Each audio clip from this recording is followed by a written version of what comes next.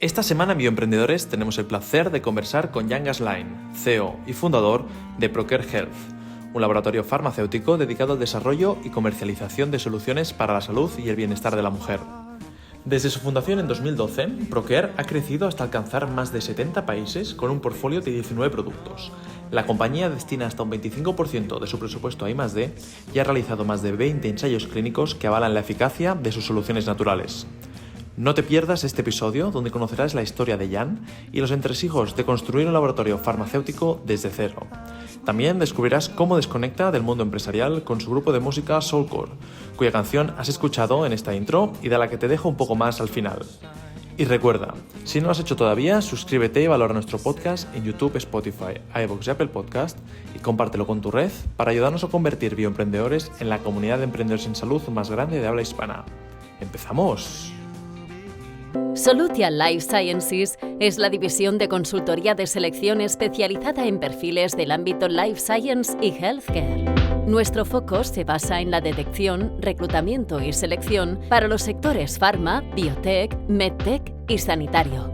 Solutia Life Sciences. Soluciones al servicio de la salud. Bienvenido a Bioemprendedores. Pues bienvenido a Bioemprendedores, Jan. Gracias por invitarme.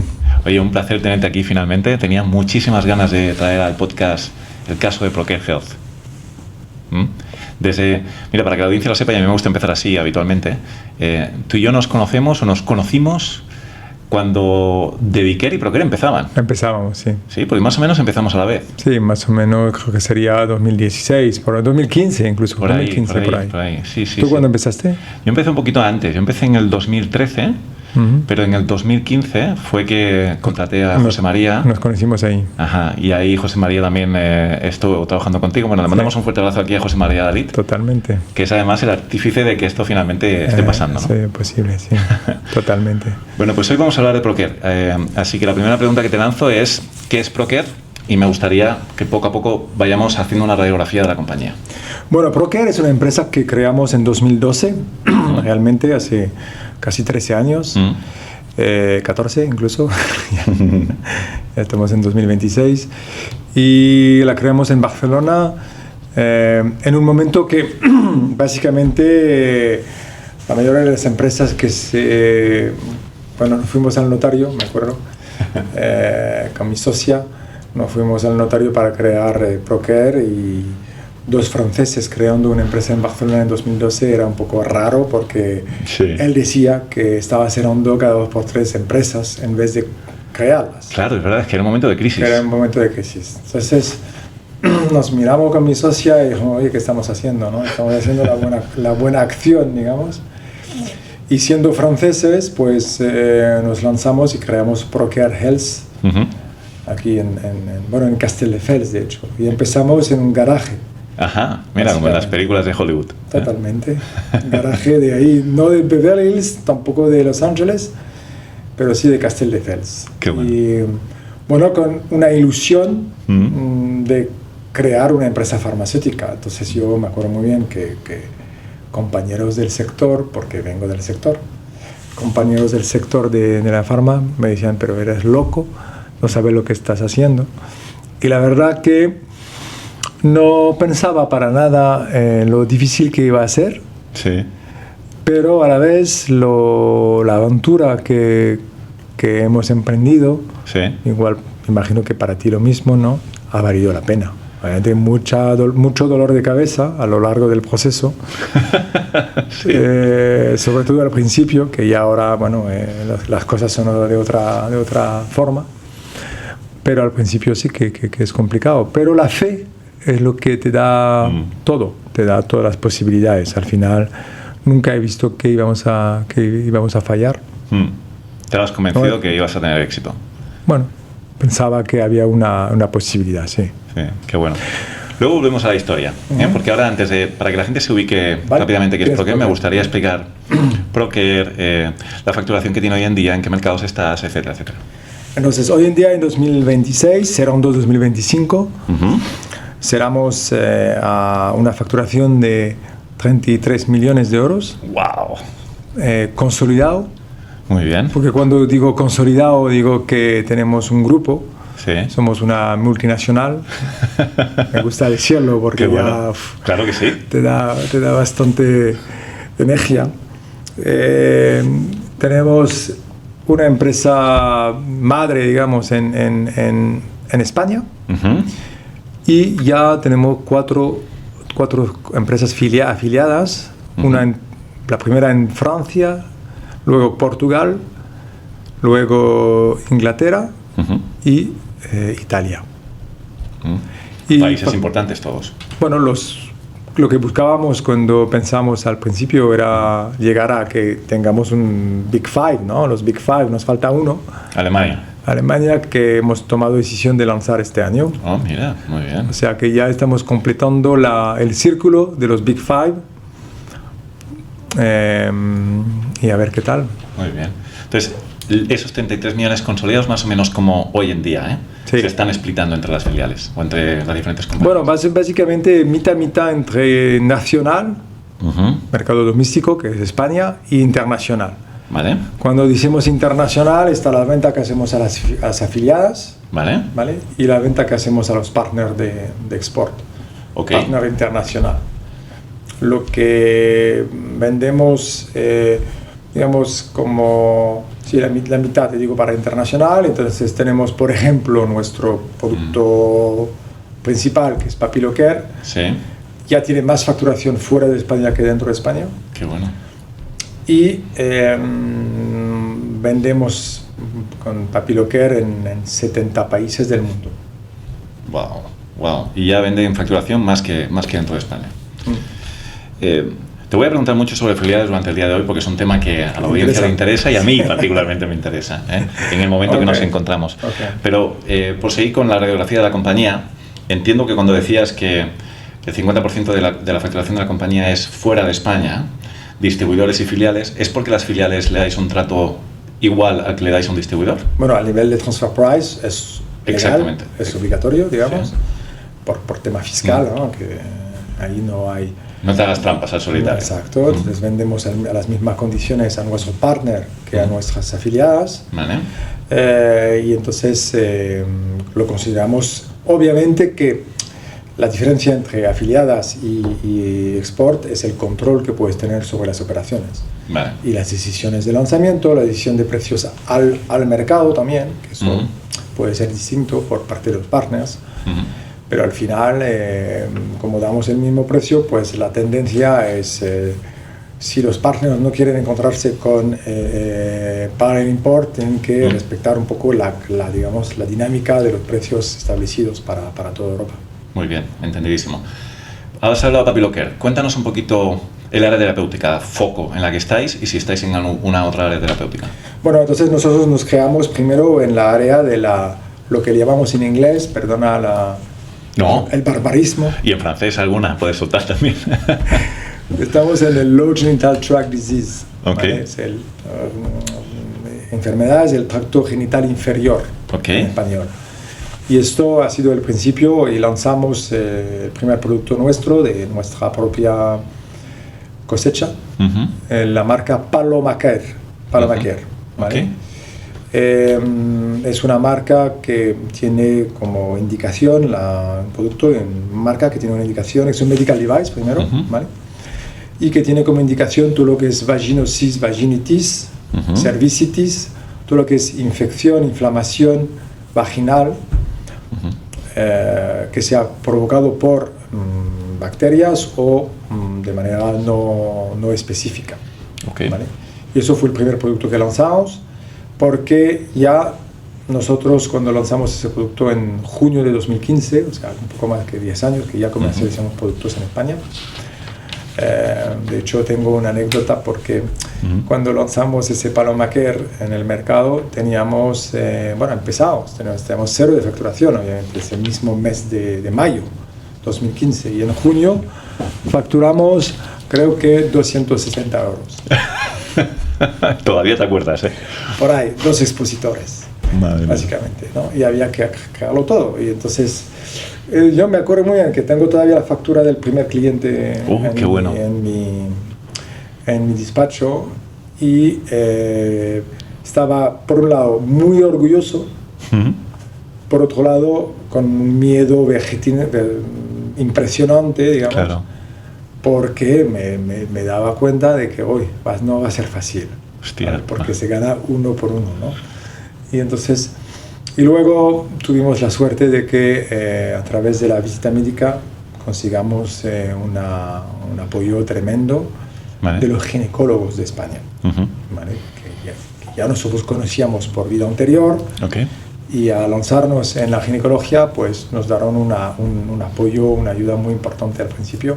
Vale. E hizo que ese producto, que además de ser bueno, pues tuvo su éxito encontrado con los médicos y las pacientes, de hecho. Muy bien. Entonces, Paloma Care fue el primero. Estoy viendo ahora el producto en la página web y veo que hoy es un gel vaginal, un gel vulvar, tienes también un mousse, Sí. etcétera. Pero tienes otros muchos productos y todos para el ámbito genital. Entonces, primero, efectivamente, la primera categoría es Low Genital Shock Disease. Aquí tenemos el primer producto Paloma Care, luego tenemos Papilocare, que es el primer tratamiento, de hecho, en el mundo Ujú. para el HPV y la lesión de bajo grado del cervix. Ok. Entonces, Virus del papiloma el humano. virus del papiloma humano. Ujú. Y lanzamos después de haber ensayado, conseguido la autorización de mercado, ensayado en varios estudios clínicos. Hemos hecho un esfuerzo importante para llegar a tener un producto eficaz y que aporte una solución que en ese momento no había. Entonces, era como se llama en inglés un unmet needs, Ujú. ¿vale? Que intentamos nosotros cubrir. Entonces, fue Papilocare esto, luego También medical device. Medical Papilocare. Device, sí, Vale. Medical Device. Entonces, cuando se lanzó como Medical Device de clase 2, Ujú. bajo el prisma de la antigua regulación que se llama la directiva. Ujú. Pero luego la Unión Europea Mm. hizo un cambio importante en términos de Medical Device, que sé que estás muy... La MDR. La MDR, exacto, el New Regulation Act para lo que es el Medical Device, ¿no? En toda Europa. Ujú. Y obviamente mucho más estricto, con necesidad de mucho más estudios clínicos y demás, que como nosotros desde la base ya habíamos lanzado estudios para el propio Papilocare, porque no pensábamos posible que hubiera podido tener un éxito con los ginecólogos sin que haya un respaldo científico de estudios clínicos, pues ya nos habíamos lanzado ahí. Y de hecho, desde noviembre de 2025, que hace 2 meses, ya tenemos la nueva certificación MDR para Papilocare. Hombre, enhorabuena al equipo regulatorio. Todo un éxito. Exacto, el regulatorio de calidad. Y calidad. Muy bien. Ambos. Muy bien. Vale, pues luego tenemos Herpecare, que es un producto también Medical Device para el herpes, Ujú. dentro de esa misma área de genital. Luego tenemos Cyscare, que es un producto para infección urinaria, Ujú. y digamos que es un poco todo lo que tenemos para esa categoría, ¿no? Luego tenemos otras categorías que poco a poco hemos ido desarrollando, y la segunda categoría después de esa de genital, pues nos lanzamos en la menopausia. Ok. Y ahí con el primer producto que tuvimos, que fue el Libicare, el primer producto no hormonal que tenía eficacia para Para el líbido. la libido femenina, el bajo deseo sexual femenino. Importante producto. Un producto importante que cubre una necesidad importante y efectivamente en el momento que hubo todo eso, ese fracaso de las hormonas por los resultados de estudios americanos en lo cual se mencionaban los riesgos cardiovascular o de cáncer, pues la mayoría de las pacientes dijeron que no querían más este tipo de producto de hormonas, ¿no? Entonces, pero no había soluciones entonces para un montón de problemas, ¿no? Entonces nosotros empezamos a estudiar ese producto, que son productos naturales, ingredientes naturales, ¿no? Nosotros lo que hemos elegido es buscar una alternativa a los medicamentos, pero siempre aportando evidencia clínica. Ok. Y hay un montón de extractos, de posibilidades, de hongos asiáticos que ya han demostrado un montón de eficacia. Lo que pasa es que pocos han sido estudiados en condiciones de estudios clínicos que se acercan a los de la farma para poder aportar las evidencias que necesitan ese tipo de productos. Entonces, Libicare fue el primer producto que lanzamos en esa categoría. Y luego nos ampliamos en la categoría de menopausia, aportando más beneficios como los sofocos, los típicos sofocos de la mujer menopáusica, los insomnios, etcétera, etcétera. Y luego la fertilidad. ¿Vale? En 2000, bueno, ¿cuándo fue? Septiembre de 2020. Okay. Después de 4 meses de COVID, Hostia. yo estaba en la oficina porque teníamos permisos para trabajar, porque siendo empresa de farma, con medicamentos, teníamos la posibilidad de seguir trabajando en la oficina. Sí. Y cada día yo estaba en la oficina para intentar avanzar con ese riesgo importante de cerrar a cualquier momento la empresa por la falta de facturación, ¿no? En esos meses críticos que fueron marzo, abril, mayo incluso. Sí. Y entonces yo en ese momento dije, bueno, tenemos que seguir, ¿no? Y entonces ya tuvimos la idea de preparar un nuevo producto para la fertilidad que se llama Ovocare. Ovocare. Y ahora es el primer producto del laboratorio en facturación en España. No me digas. Sí. ¡Wow! Tremendo esto. Sí. Tú dijiste, la gente se encierra por culpa de la COVID, aprovecharán para hacer lo que tienen que hacer. Aprovecharán, necesitan el Livicare por un lado, porque cada día con el COVID ahí no es fácil tener deseo. Y también, bueno, la fertilidad, ¿no? Entonces, en septiembre lanzamos esto cuando todavía un montón de empresas estaban en estado de shock. En estado de shock, y que la mayoría de las empresas farmacéuticas, las grandes, seguían confinados, los empleados, ¿no? Yeah. Yo no podía tener el lujo de tener mis empleados confinados. Claro. Cuando se ha podido trabajar, pues hemos salido a la calle. Muy bien. ¿No? Y eso ha hecho un cambio tremendo porque había muy poca gente en los hospitales. Los médicos estaban hartos, querían ver a gente también. Claro, relacionarse, volverse a tomarse el cafecito. Claro, entonces el café lo llevábamos en el coche, en los parkings, porque no estaba autorizado en estos momentos entrar en los hospitales y demás. Entonces dábamos servicio de llevar el café a los médicos, ¿no? Y eso ha creado una simpatía tremenda, y entonces lanzamos Ovocare en ese momento y ha sido una cosa increíble. ¡Wow! Tremendo. Tremendo. Me he quedado con una cosa que comentabas. Has mencionado que tienes categoría regulatoria, productos sanitarios, medical devices. Sí, tenemos un poco de todo, ¿eh? Tenéis suplementos y también has mencionado medicamentos. Sí, tenemos medicamentos financiados, en la osteoporosis en concreto, o también tenemos en la menopausia la timolona, cosas que también tenemos para endometriosis, un medicamento financiado.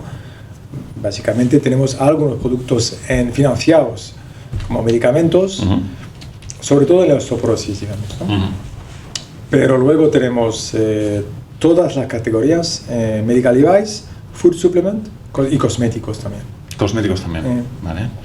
Si yo te preguntase aproximadamente, porque quizás este dato no lo tienes en la cabeza, en porcentajes, ¿cuál sería el split de facturación por categorías regulatorias? ¿Medicamentos pesa muchísimo, no pesa tanto, como uno se puede imaginar? Medicamentos, un 20%. Un 20%, ¿eh? O sea, el otro 80% son productos de venta libre, sí, no reembolsados. No reembolsados. Muy bien. Que pueden ser medical device, suplementos y cosméticos. Exacto. Ok, interesante. Y, ok.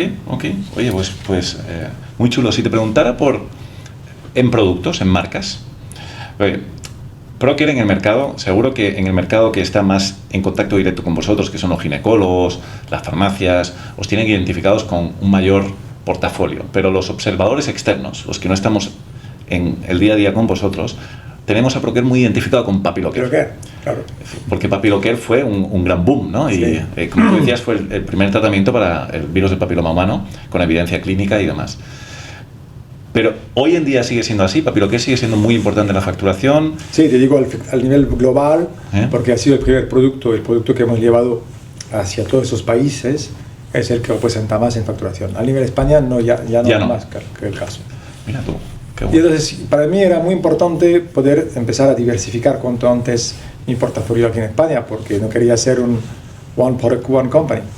Entonces, tuve que rápidamente tratar de ampliar categorías. Entonces ahora tenemos 4 categorías, ¿no? Que corresponden a edades distintas de la mujer. Seguimos enfocado muy mucho a la mujer, con ese enfoque de ingredientes naturales cuando podamos, y con investigación, innovación y estudios clínicos para aportar cuando podamos soluciones que mejoran la vida de la paciente frente a lo existente, o que aportan soluciones donde no hay soluciones, es lo que buscamos en general. Y en esas 4 categorías, que son de las Low Genital Tract Disease, que corresponde a una mujer fértil, más joven, digamos, 20, 30, 40, 35 años.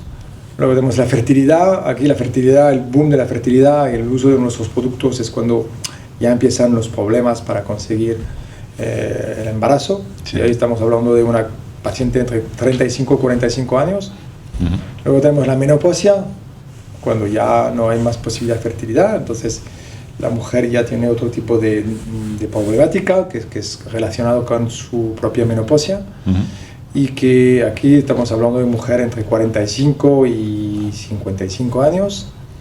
Y luego tenemos lo que llamamos la categoría aging, que es la osteoporosis, la osteoartrosis también, que tenemos, y todo lo que es ahora, cómo nosotros como población, pero a mí lo que me interesa es la mujer, cómo vamos a ayudar a la mujer a que pueda envejecer siempre teniendo una buena calidad de vida. Cognitivo, muscular, de estado de ánimo, todas esas cosas, ¿no? de funcionalidad. Y eso, la nutrición, sabemos que la nutrición es fundamental, ¿no? Lo dicen todos, siempre en todos los posts Instagram, estamos invadidos, ¿no? Pues aquí hay que pensar en qué tipo de productos nosotros podemos crear para favorecer que como grupo de gente podamos envejecer mejor. Qué bueno, tengo 1000 preguntas que hacerte con respecto a desarrollo de portafolio y demás, pero voy a seguir con la parte de radiografía para que a todo el mundo le quede clara la figura. De momento hemos dicho que es una compañía en ginecología, en salud de la mujer, has hablado de las 4 etapas de la mujer, has hablado del portafolio que tienes, las categorías regulatorias, los mercados. ¿Qué número de empleados tienes en este momento? ¿Cómo se reparten por áreas geográficas? ¿Y cómo se reparten, y esto me interesa mucho, en roles, en los equipos dentro de la organización? Business Development, desarrollo de producto, etc. Bueno, estamos totalmente integrados, o sea que si tenemos una estructura global, que es la estructura de España, que tiene también función de global. Entonces aquí tenemos todos los servicios clásicos de una multinacional, o sea, tenemos finanzas, jurídica, recursos humanos. ¿Tenéis legal incorporado dentro ya? Sí, tenemos legal incorporado. Vale. Recursos humanos, que va, entonces finanzas, que también todo lo que es customer service, ¿vale? Todo lo que son las operaciones con clientes, supply, ¿vale? Ahí. Luego tenemos departamento médico, departamento marketing, departamento de ventas, departamento regulatorio, departamento de calidad, departamento de iniciativas, innovación. Vale. Y cuando digo ventas, es ventas nacionales y ventas internacionales. Vale, o sea, B2B y la venta también de visita médica. Tenemos ventas out, ¿no? Nacional y internacional, y luego otras personas trabajan ventas in o licencias in. Okay. BD in o BD out son dos personas distintas. Perfecto, entendido. Los equipos importantes, entiendo que son los equipos de venta en la organización. ¿Cómo más o menos, cómo se reparte entre los equipos, los pesos? Bueno, digamos que más del 50% de la gente trabaja en ventas en nuestra empresa, porque lo que sí que tenemos mucha gente en la calle, tenemos más de 60 personas. 60 personas en la calle. En España, sí. ¿En España? Sí, en España. Wow, es tremendo eso, ¿eh? Sí. Es una fuerza comercial, cuando lanzas un producto se nota en el mercado, ¿no? Sí, bueno, sí. Tenemos una buena reputación, digamos, de ser eficaz comercialmente, pero no solamente comercialmente, sino que también lo que intentamos hacer nosotros es cumplir con requisitos importantes que son aportar valor añadido al médico en términos de ciencia, en términos de los estudios clínicos que hacemos, obviamente, que es el valor que al final de nuestros productos. Lo que pasa es que hay un paradigma. ¿Se dice paradigma? Sí. Hay un paradigma en lo cual nosotros estamos a la lucha cada día con los médicos, ¿no? Y tratando de explicar que una cosa es ser un medicamento y tener su aprobación y tener su desarrollo clínico y su financiación muchas veces, a veces no, pero a veces sí. Y eso te da un estatus que es lo esperado, ¿no?, por el médico. Y luego otros productos como los nuestros, en lo cual nosotros estamos intentando llegar a niveles de seriedad, a nivel de eficacia, de clínica, de todo lo que quieras, pero existe un gap de porque no es un medicamento, pues no puede ser eficaz. En la mente del médico, dices. Ciertos médicos, no todos, ¿no? Y es una lucha continua. Es un trabajo importante para conseguir establecer las cosas como son, ¿no? Yeah. Y puede ser que nos faltan todavía evidencias y que seguimos trabajando. Nosotros, por ejemplo, en Papilocare tenemos acabados 3 estudios pivotales, que es importante. ¿Qué más? Que además que van de manera consistente confirmando nuestros resultados observados, ¿no? Y luego tenemos nuevas indicaciones por venir, estudios hechos por médicos de manera independientes que vienen levantar el nivel de evidencia a nivel global. No, está claro, esta es una lucha que tenemos todos los que no tenemos medicamentos y yo creo que quizás es una lucha, no sé qué opinas tú, quizás es una lucha provocada un poco por laboratorios que tienen solo medicamentos, ¿no? No, pero yo creo que por la historia. Te voy a dar un ejemplo, por ejemplo, el caso de los estudios clínicos, ¿no? Y nosotros, y tú probablemente también, hemos trabajado en grandes multinacionales de la industria farmacéutica, ¿no? Y yo me acuerdo muy bien que uno de los elementos claves en el marketing, médico marketing y la venta de un fármaco era decir que, o encontrar que tú tenías un estudio de 5.000 pacientes. Ya. ¿Vale? Cuanto más mejor. Y con eso, pues ya, mira, la leche, tengo 5.000 pacientes, ¿no? Pero al final, la razón de por qué había 5.000 pacientes es que los indicadores de eficacia se miraban con una incidencia muy pequeña. Por ejemplo, te doy el ejemplo de la osteoporosis porque lo conozco muy bien. La tasa de la fractura de fémur, ¿no? del col de ¿cómo se llama? Del fémur, ¿no? Sí. ¿Se dice fémur? ¿no? Sí, fémur. La cadera. La tasa de la fractura de la cadera de incidencia es 5 o 6% de la población osteoporótica. Okay. ¿Vale? Entonces tú tienes una población osteoporótica y tiene un 5 o 6% de riesgo de tener una fractura. Y luego lo que vas a hacer en esa población, comparar el grupo control con tu grupo estudio y obviamente esa diferencia existe, ¿vale? Que puede ser un 50%, sí. Pero para demostrar que haya esa significatividad de efecto, tienes que tener una población enorme. Claro, claro. Y eso el médico no se da cuenta. Yo, por ejemplo, tengo la suerte de tener productos con una eficacia muy importante y no necesito, de hecho, no lo necesito por tema ético, ¿vale? Del propio comité ético que dice, no, tú no necesitas tantos pacientes para demostrar el efecto que necesitas.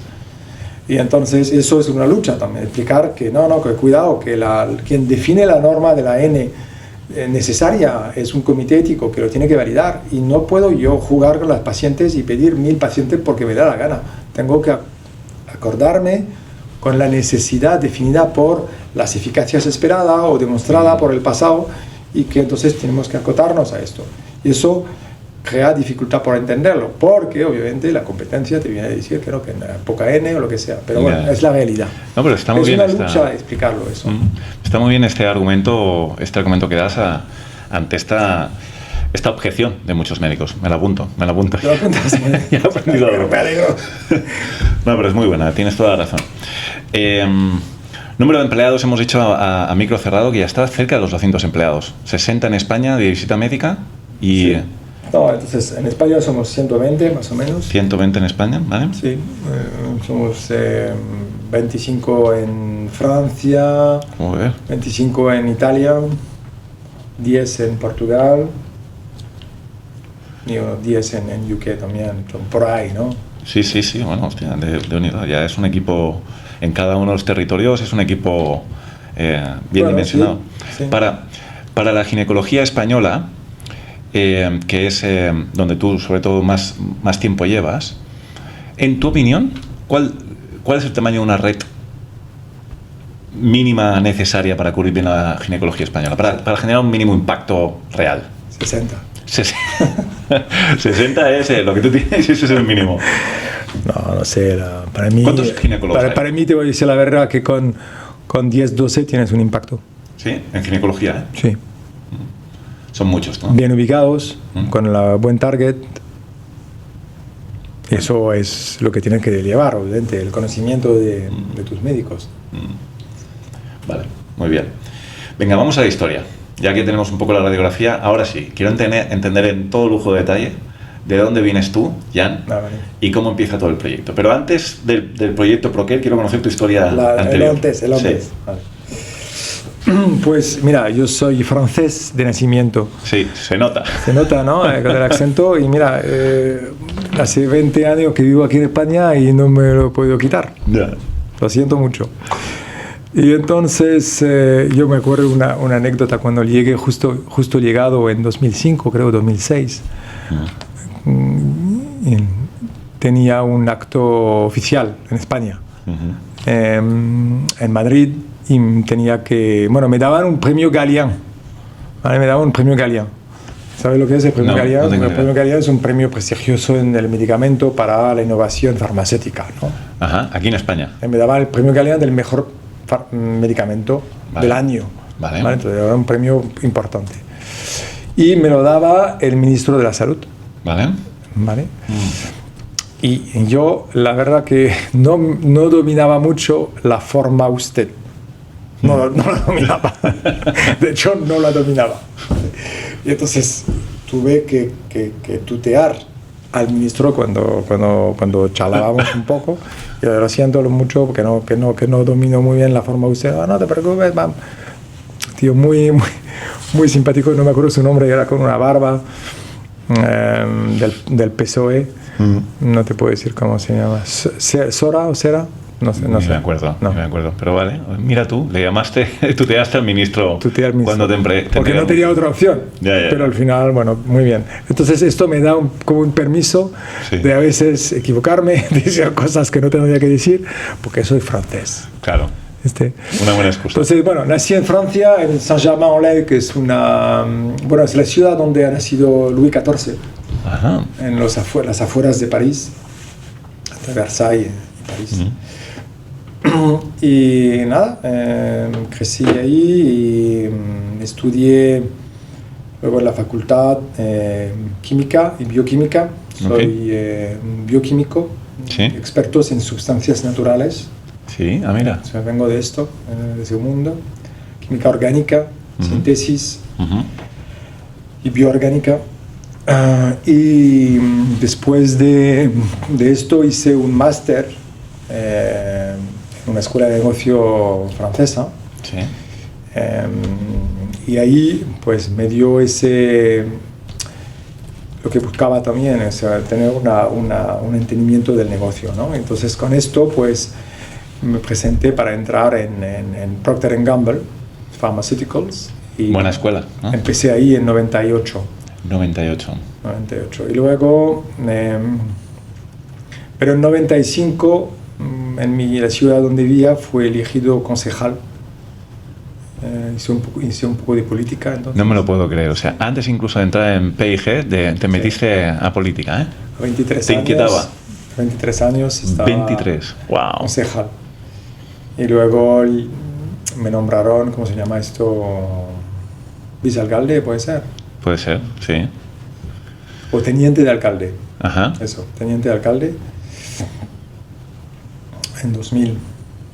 ¿Y por qué? ¿Qué era lo que te llamaba en aquel momento de tu edad? Bueno, me interesaba. ¿Sí? Tuve la suerte de entrar en una lista, digamos, que era ni de derecha ni de izquierda, era como decía el alcalde que fue elegido, que era un hombre conocido, famoso, que tiraba entonces una lista no apolítica, pero transpolítica.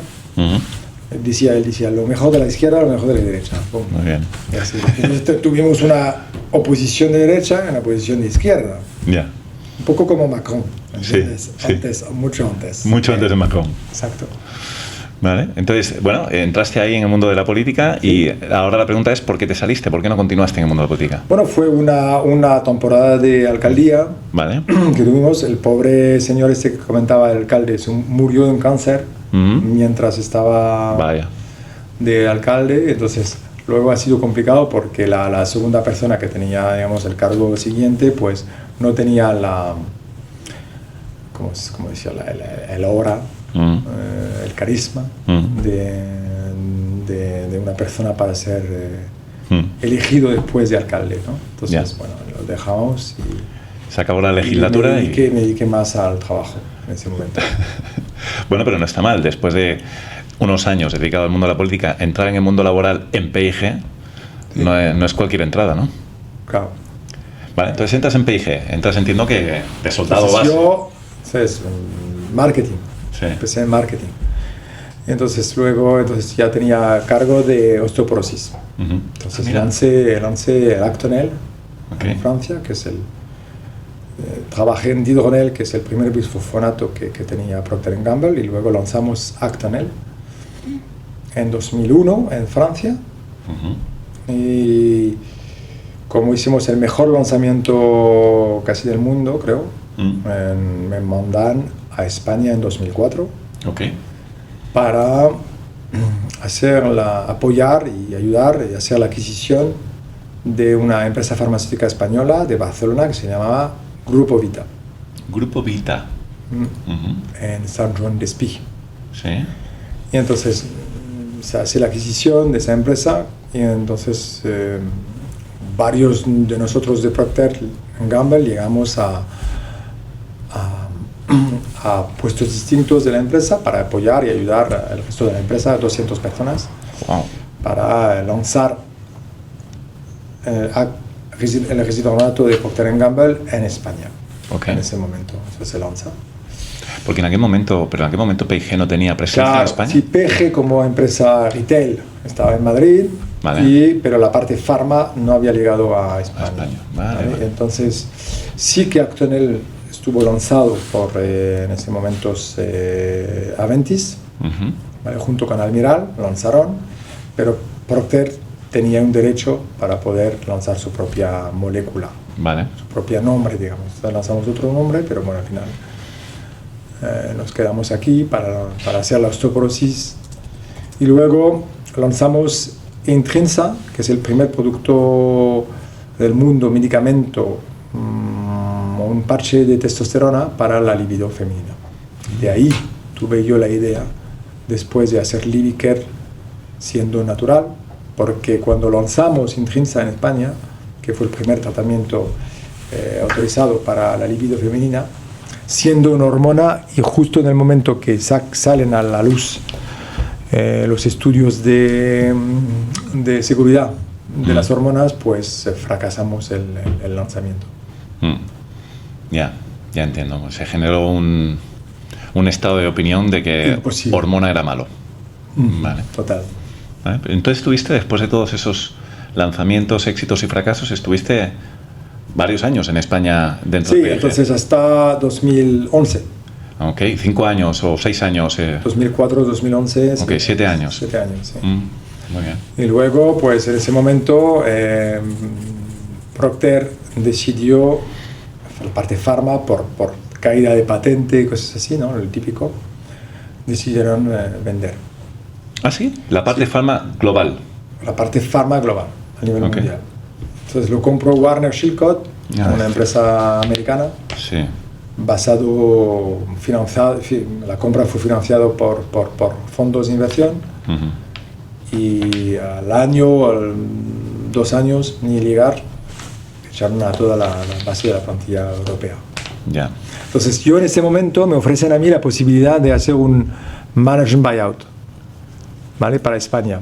Y junto con otros compañeros de Europa, el general manager de Italia, el general manager de Alemania, de Francia, pues nos metemos en cada uno por su lado un poco, pero coordinados porque había en medio una autorización de mercado europea. Entonces teníamos que trabajar juntos y cada uno se mete en un proyecto de comprar la filial, ¿vale? Con private equity. Con private equity. Claro, claro. no con los ahorros. Entonces yo me meto en ese proyecto un poco de la nada. Pero solo para España. Tú te metes solo para España, sí. ¿Vale? Y la verdad que me encanta ese proyecto. Era como llegar a otros niveles de entender el funcionamiento de las empresas, bueno, la parte de inversión, la parte muchas finanzas, obviamente, y también la parte cómo íbamos a hacer un turnaround de la situación frente a la llegada de los genéricos y demás. O sea, había un proyecto de BD muy importante, ¿vale? Que yo, eso era también mi parte, hacía BD en mi carrera, marketing y BD. Y al final, no se ha podido conseguir. ¿Cuál fue la razón? Bueno, porque al final... ¿Competíais con Warner Chilcott o...? No, era Warner Chilcott, ¿no? Ah, Warner Chilcott es sí, después de comprar... Sí, en el momento de cerrar el negocio europeo, ¿vale? Dijo, bueno, igual algunos de vosotros queréis... Ah, mira tú. Ah, mira. Entonces, bueno, yo me lancé en ese proyecto. Claro. Entonces fue mucho trabajo, encontré mucha gente, fondos, bancos, cosas que no sabía que existían, ¿no? Imagínate. Pero la respuesta fue no. La oferta, hicimos una oferta. Sí. Me fui a Nueva York y demás para presentarlo y demás. No fue lo suficiente, digamos, frente al proyecto paralelo que tenía Warner Chilcott. Y entonces, bueno, se apagó. Bueno. O sea, yo entonces me despedí, obviamente, como toda la plantilla. Sí. Y entonces en ese momento, en 2012, creo Procare. Para ahí un momentito, para que nos ubiquemos todos. Tú ya llevas varios años de carrera profesional exitosa, con un puesto de responsabilidad, y cuando sales, ¿con qué edad te pilla más o menos? En un país que no es el tuyo. 39. 39 años en un país que no es el tuyo y de repente vamos a emprender. Claro, porque dos cosas. Uno, con mi familia, mi mujer, mis hijos, disfrutamos de la vida de Barcelona, para empezar. Y yo, después de, entonces, 2011, ¿no? 2004-2011, después de 7 años aquí en España, toda mi carrera y mi relación y mi conexión está hecha en España, no está hecha en Francia. Sí. Entonces, volver a Francia siempre se puede, ¿no? Sí. Pero dos cosas. Uno, la calidad de vida que teníamos en Barcelona. Dos, empezar de cero ahí, casi. Ya. ¿Vale? Entonces dijimos, bueno, y lo curioso es que mi esposa estaba en el mismo momento, en la misma situación. ¿Es española tu esposa o es francesa? Tía, es raro, bueno, es una decisión. Francesa, ahora española, porque ella se hizo francesa, era española. Pero digo que los dos nos encontramos en la misma situación. Ella trabajaba en Danone, sí.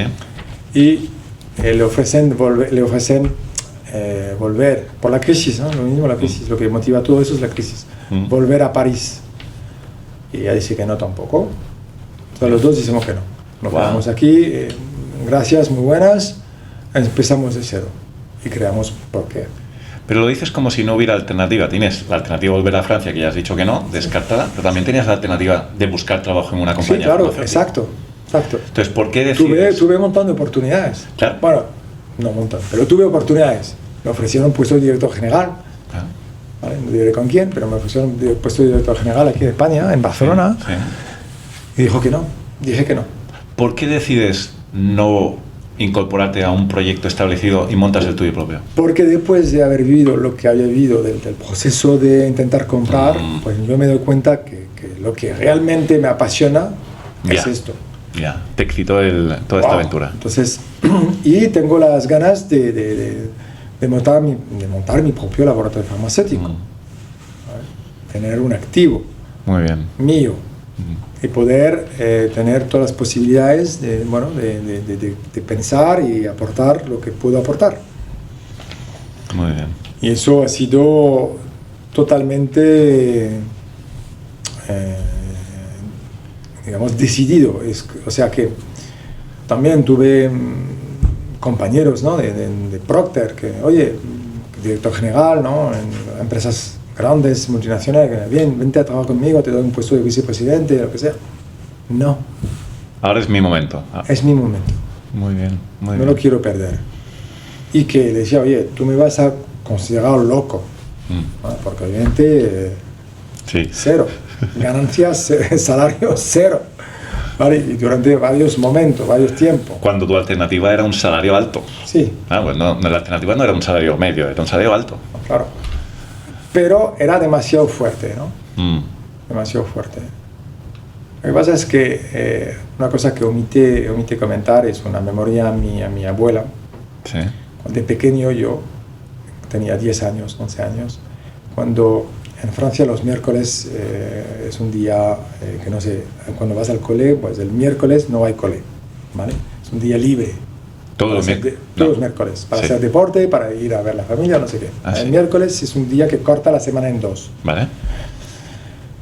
Y entonces me iba a la casa de mi abuela y a 10, 11 años me acuerdo que yo jugaba de director general. Lo prometo. No te creo. Jugaba de director general. Entonces tenía el maletín, ¿cómo se llama? La máquina de escribir. Sí. Y mi abuela de mi asistente. Oh, ¿Sabes? wow. Entonces la llevaba al teléfono, venía, el teléfono a Sí. cuadrantes. Y entonces esto, ¿no? Y luego hice la carrera de química, ¿no? También. Mm, Y entonces todo eso me apuntaba a esto, ¿no? Ya. Era como, Iba a llegar el momento. sí. Entonces me puse director general a 39 años cuando creé Proker Health, solo empleado. Fácil. Bueno, hoy en Lo que día- pasa es que había que aguantarlo varios años. A ti mismo. Bueno, hoy en día está plagado de CEOs. One person en LinkedIn, ¿no? Pero sí, así se empieza. Así se empieza. Así se empieza. Y entiendo que empezaste Proker en... Pero no puse SEO, ¿eh? ¿No pusiste? Nunca, hasta que realmente lo sea. Ajá. Bueno, Primero puse director general. muy bien. Muy bien, muy bien. Al principio decides entrar en salud de la mujer, entiendo que porque tu background en P&G era salud de la mujer, Sí, era osteoporosis. efectivamente. Era mi background y era también mi relación. O sea, tenía un montón de amigos médicos ginecólogos. Claro. ¿Vale? Entonces, Santiago Palacios, Fernando Loza, Vale. muchos médicos, Rafa Sánchez Borrego, en ese momento era mi compañero porque habíamos trabajado muchos años juntos, ¿no? Claro. Era apalancarte en algo, en un activo que ya tenías para poder crecer. ¿Y lo montas solo inicialmente? ¿Tienes un co-founder al Sí, principio? mi socia, mi esposa, Tu socia es tu esposa. Vale, fenomenal. que venía de la farma también. Con lo cual ella también dejó Danone y te metió los dos. Los dos nos metemos. Tío, pero esto tiene un salto al vacío importante. Sí, sí, sobre todo por los niños, ¿no? Dice, ¿pero qué hacen? Claro, Los amigos, ¿qué hacen? ya me puedo imaginar. Entonces... Wow, tremendo. Y lo curioso es que yo veía muy bien, ¿no? Cuando en esos momentos de decisión que tomamos al principio del todo, gente del sector, ¿no? De la farma, amigo nuestro de toda la vida, y yo veía bien que me escuchaban por interés y por amistad probablemente, pero yo ya percibía que, a ver, Estás loco. estás loco. Claro, pero Estás bueno, loco. un poco sí que estabas. Y con razón. Sí, sí. Posiblemente, con razón. Pero lo único es que luego cuando lo miras hacia atrás, no hay posibilidad de éxito si no te arriesgas a algo. Obviamente si vas Así es. en tu confort, en haciendo lo que sabes hacer, no tienes chance de hacer algo fuera del ordinario, digamos, ¿no?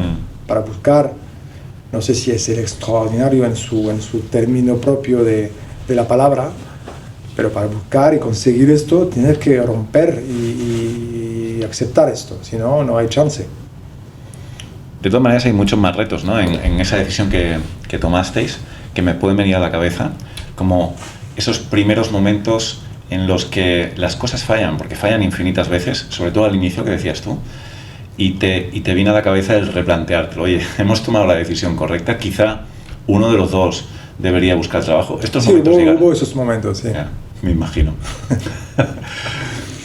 Sí, además, a ver, lo tienes en casa también. Claro, O sea, también estás todo el día pegado, sí, no es que 24/7. tengas un socio fuera que luego te vas a casa que puedes respirar. Ya. De hecho, sigue siendo el caso, ¿no? Que sigamos llevando mucho trabajo a casa. Sí.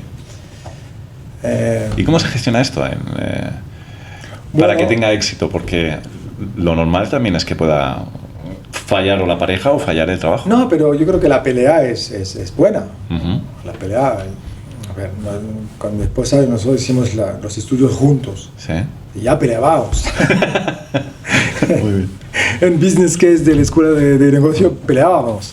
Yeah. Entonces, bueno, yo creo que es necesario la pelea. La pelea porque te permite, tener una segunda opinión, ¿no? Y poder retroceder también, que a veces no es lineal. Yeah. Pero sí, momentos complicados hemos tenido, sí. Yo me acuerdo que al principio de todo, antes de tener productos en el mercado, nosotros habíamos pactado un acuerdo de apoyo comercial para la empresa Sandoz, Uh-huh. ¿vale? Que fue mi primer contrato, de hecho.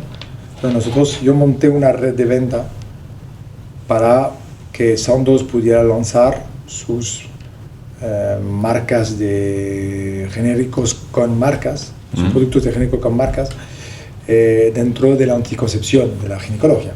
Sí. Yo venía con el background, entonces montamos una línea. ¿Esto dentro de Procare? Sí. La primera cosa que hicimos fue eso. O sea, ganábamos nosotros ya recursos porque teníamos un recurso por dar servicios de venta a un tercero. Muy bien. Buena. Y bueno, fue complicado, fue justo, el contrato fue complicado. Yo tenía que salir, o sea, es que acepté condiciones que hoy en día no aceptaría jamás, pero también eso es constitutivo. Claro. Tú tomas decisiones de hacer cosas que hoy en día no harías, pero es lo que te permite salir. Claro. Porque si no, no sales. Si te Nadie pones te hace el favor de pagarte $1 millón para hacer una cosa que igual no necesitan o que necesitan, pero siempre buscando el mejor deal. Yeah. Y obviamente hay una situación de David y de Goliat, ¿no? Ahí claro. que tú eres el pequeño y que entonces, bueno, te apretan y estuvimos muy apretados. Y hubo un momento que primer año, al final del año, yo no podía más pagar los salarios. Entonces renegociamos el contrato, mejoramos, ¿no? Y al final del segundo año decidieron cortar. Tenía 3 años de contrato y me cortaron 2 años, ¿no? Pero yo tenía todos los empleados. Y en aquel momento no tenías todavía otros productos. Y entonces eso fue en junio de 2015. Sí. Justo cuando lanzamos Palomacare. Bueno, fue en mayo de 2015 y en junio de 2015 me anuncian esto. ¡Wow! Y entonces, peleábamos un poco, pero no tenía ganas de pelear yo y entonces pactamos unas condiciones de salida de mierda, pero bueno, Ya. Fatal. Y tuve que aguantar los salarios de la fuerza de venta para protegerles también. 2-3 años. No, 2-3 meses, perdón. Hasta que en septiembre, octubre lanzamos Palomacare Sí. con la fuerza de venta. Y con todos estos delegados que tenían, muerte de hambre y el apoyo de los ginecólogos sabiendo lo que había pasado. Ya. Y por eso les pegamos, ¡Wow! porque nos apoyaron por lo que había pasado. O sea, pudiste, bueno, al menos fue visible el tema y tuviste apoyo de... Tuvimos el apoyo. Oye, pero vaya anécdota. Supongo que en ese momento que... Entonces, en ese momento, ¿Sí? cuando tienes que sacar 50.000 euros de salarios Durísimo. al mes, eso es duro. Ya. Eso es muy duro. Porque además no tienes inversores de ningún tipo, eso No, es de tu claro, bolsillo. Sí, en ese momento es de mi bolsillo. Ah. Entonces, cuando ya estamos a punto de lanzar Palomacare, pues decidimos ofrecer a socios de entrar en el capital de la empresa para poder inyectar en los lanzamientos, en nuestros propios productos, la investigación para Papilocare también, todas esas cosas que tenía que pagarse, financiarse. Entonces, ampliamos capital, la primera ampliación de capital en ese momento. ¿2015 dices? No, entonces 2014, perdón. 2014. ¿Pelín antes? 2014 hicimos la primera ampliación de final, en noviembre de 2014 hicimos la primera ampliación de capital. Y yo en ese momento me acuerdo que estos delegados que tenía, que eran casi la totalidad de ellos, antiguos empleados de Procter & Gamble, que había arrastrado, ¿vale?, de la historia esa, les ofrezco a ellos de entrar en el capital. Wow. Entonces, yo me acuerdo muy bien, en una sala tipo eso, les hago venir a Barcelona y les explico el proyecto. Sí. ¿Vale? Y les digo, oye, bien, esto es lo que es, ¿cuánto quieres poner? ¿Vale? No regalé nada. ¿Cuánto quieres poner? Hicimos una ronda de la mesa, 20.000, 30.000, 10.000, 20.000, 30.000, pam, pam, pam. Y eso hizo una primera inyección. Hostia. Por ellos, ¿no? Sí. Y luego otros inversores de Procter & Gamble, pero de más altos cargos, de Procter, sí, que me han seguido. Bueno, pero lo importante que es tener buena reputación ahí, por allá por donde pasas. Por allá donde pasas, sí. Y esto te dio recursos en el futuro para montar tu proyecto Sí, empresarial. porque la verdad que había muchos riesgos de poner esa inversión. Yo estaba convencidísimo, o sea, yo lo tenía muy claro, pero obviamente un tercero siempre puede decir, oye, ¿qué es esto? No te creo, ¿qué va a pasar? Y entonces hicimos la primera ampliación de capital en ese momento. Y ¿de cuánto fue el total? De la ampliación de capital. Sí, ¿lo recuerdas? Más o menos. Costó 500.000. 500.000 euros como primera ampliación de capital para inyectar. Para arrancar el Palomaquer y los primeros productos. Bueno, pero César, me imagino también que cuando te encuentras en esta situación de Sandoz, que estás terminando precipitadamente un contrato, que ya lo ves venir, ¿no? Ya lo ves venir, pero en eso no lo ves venir. No, porque teníamos muy buenos resultados y demás. O sea, fue todo completamente... En esa situación tú te planteas, dices, hostia, tenía que haber tenido producto propio antes. Me imagino que esa reflexión... Claro, en ese momento te das cuenta exactamente, pero pero esa reflexión ya la teníamos. Sí. Porque veíamos muy bien que la economía de ese proyecto es como servicio. Te das cuenta que de todos modos esto tiene un fin. Claro. ¿Qué pasa cuando acaba esto? Claro. Con tu personal, ¿qué haces? Tienes que tener un plan de transición, y el plan de transición es tener activos propios, marcas propias, valor que has creado y que puedes transmitir, que puedes vender, que puedes hacer lo que quieras. Eso ha sido como el shock también, ¿no? De darse cuenta de que es un negocio, pero ese negocio se puede acabar el mismo día o el día siguiente y no tienes nada. Entonces lo que hace la diferencia entre servicio y activo, ¿no? Totalmente. Un activo que has desarrollado, que puedes vender. Claro. Y tener marcas, obviamente. Qué importante. Qué importante mensaje es este, ¿eh? Qué importante mensaje es este. Empiezas con Palomaquer y una pregunta que me viene por la cabeza es ¿por qué empiezas con un medical device? ¿Por qué no un cosmético? ¿No? Que hubiera sido más rápido. No, pero el concepto del acceso regulatorio, ¿sí? Lo debemos a una persona de aquí del sector que se llama Merce Camps, que conoces también, ¿no? Muy bien. Un saludo para Merce. Merce Camps nos encontró que nos abrió la puerta, ¿no? Y encontró para nosotros la luz, ¿no? De cómo íbamos a hacer todas esas cosas, ¿no? Con José María, al principio de todo, teníamos la idea. Lo que queríamos hacer es un gel vaginal y quien dice gel vaginal dice medical device. No hay otra opción. ¿Vale? Y entonces, bueno, tuvimos que buscar, encontrar, primero fabricar, desarrollar la fórmula nuestra, patentar. Tuvimos la patente desde muy inicio, tuvimos claro que queríamos tener una patente. La solicitamos, la conseguimos, eso tuvo su tiempo, pero la tuvimos para toda Europa, Estados Unidos, México y varios países del mundo. Yo creo que recibimos la patente americana, yo me acuerdo muy bien, era en 2020, en el momento del COVID. Recibimos la patente, pero eso, además no es como Europa. La patente americana te viene como letra dorada. Bonita. Es un libro. Sí. Te da y dices, pero eso es increíble, ¿no? Qué bueno, qué hito. Y entonces, bueno, ha sido esto, ¿no? La búsqueda de crear marca, conseguir patente, el medical device, que ha sido la posibilidad regulatoria de tener acceso al mercado cuanto antes. O sea que en este caso concreto la decisión de tener un primer medical device era básicamente porque si quieres ir a esa indicación, uso tópico vaginal, no quedaba otra, no quedaba otra medio. Pero tenías claro que había que generar activos, productos propios, patentes y marcas. Y aquí va mi siguiente pregunta, ¿no? La mayoría de nosotros cuando empezamos a hacer B2B, claro, tú tenías muy claro que había que tener fuerza comercial, pero cuando empiezas a hacer B2B, muchos clientes, muchas compañías farmacéuticas te piden el producto pero con su marca. Y tú esto no lo has hecho así. No. ¿Por qué? ¿Por qué no, esa decisión porque tan no quería. Ajá. Porque volvemos al tema del activo. Lo que tienes tú, el valor que tienes es la marca. Entonces, ha sido eso una barrera de un no redondo. Un deal breaker. Deal breaker, no voy a aceptar esto. Si tú quieres mi innovación, la tienes que aceptar con mi marca. ¿Vale? Y pagando. Y pagando, ¿eh? Claro. Que eso tampoco es trivial. Derecho de licencias. Eso ha sido base para nosotros porque es lo que nos ha permitido también tener la inyección de finanzas. O sea, la línea internacional no solamente es vender productos, sino que es cobrar de licencias por tener la marca, por tener un servicio de estudios clínicos y por tener un montón de cosas y acceso a un producto único.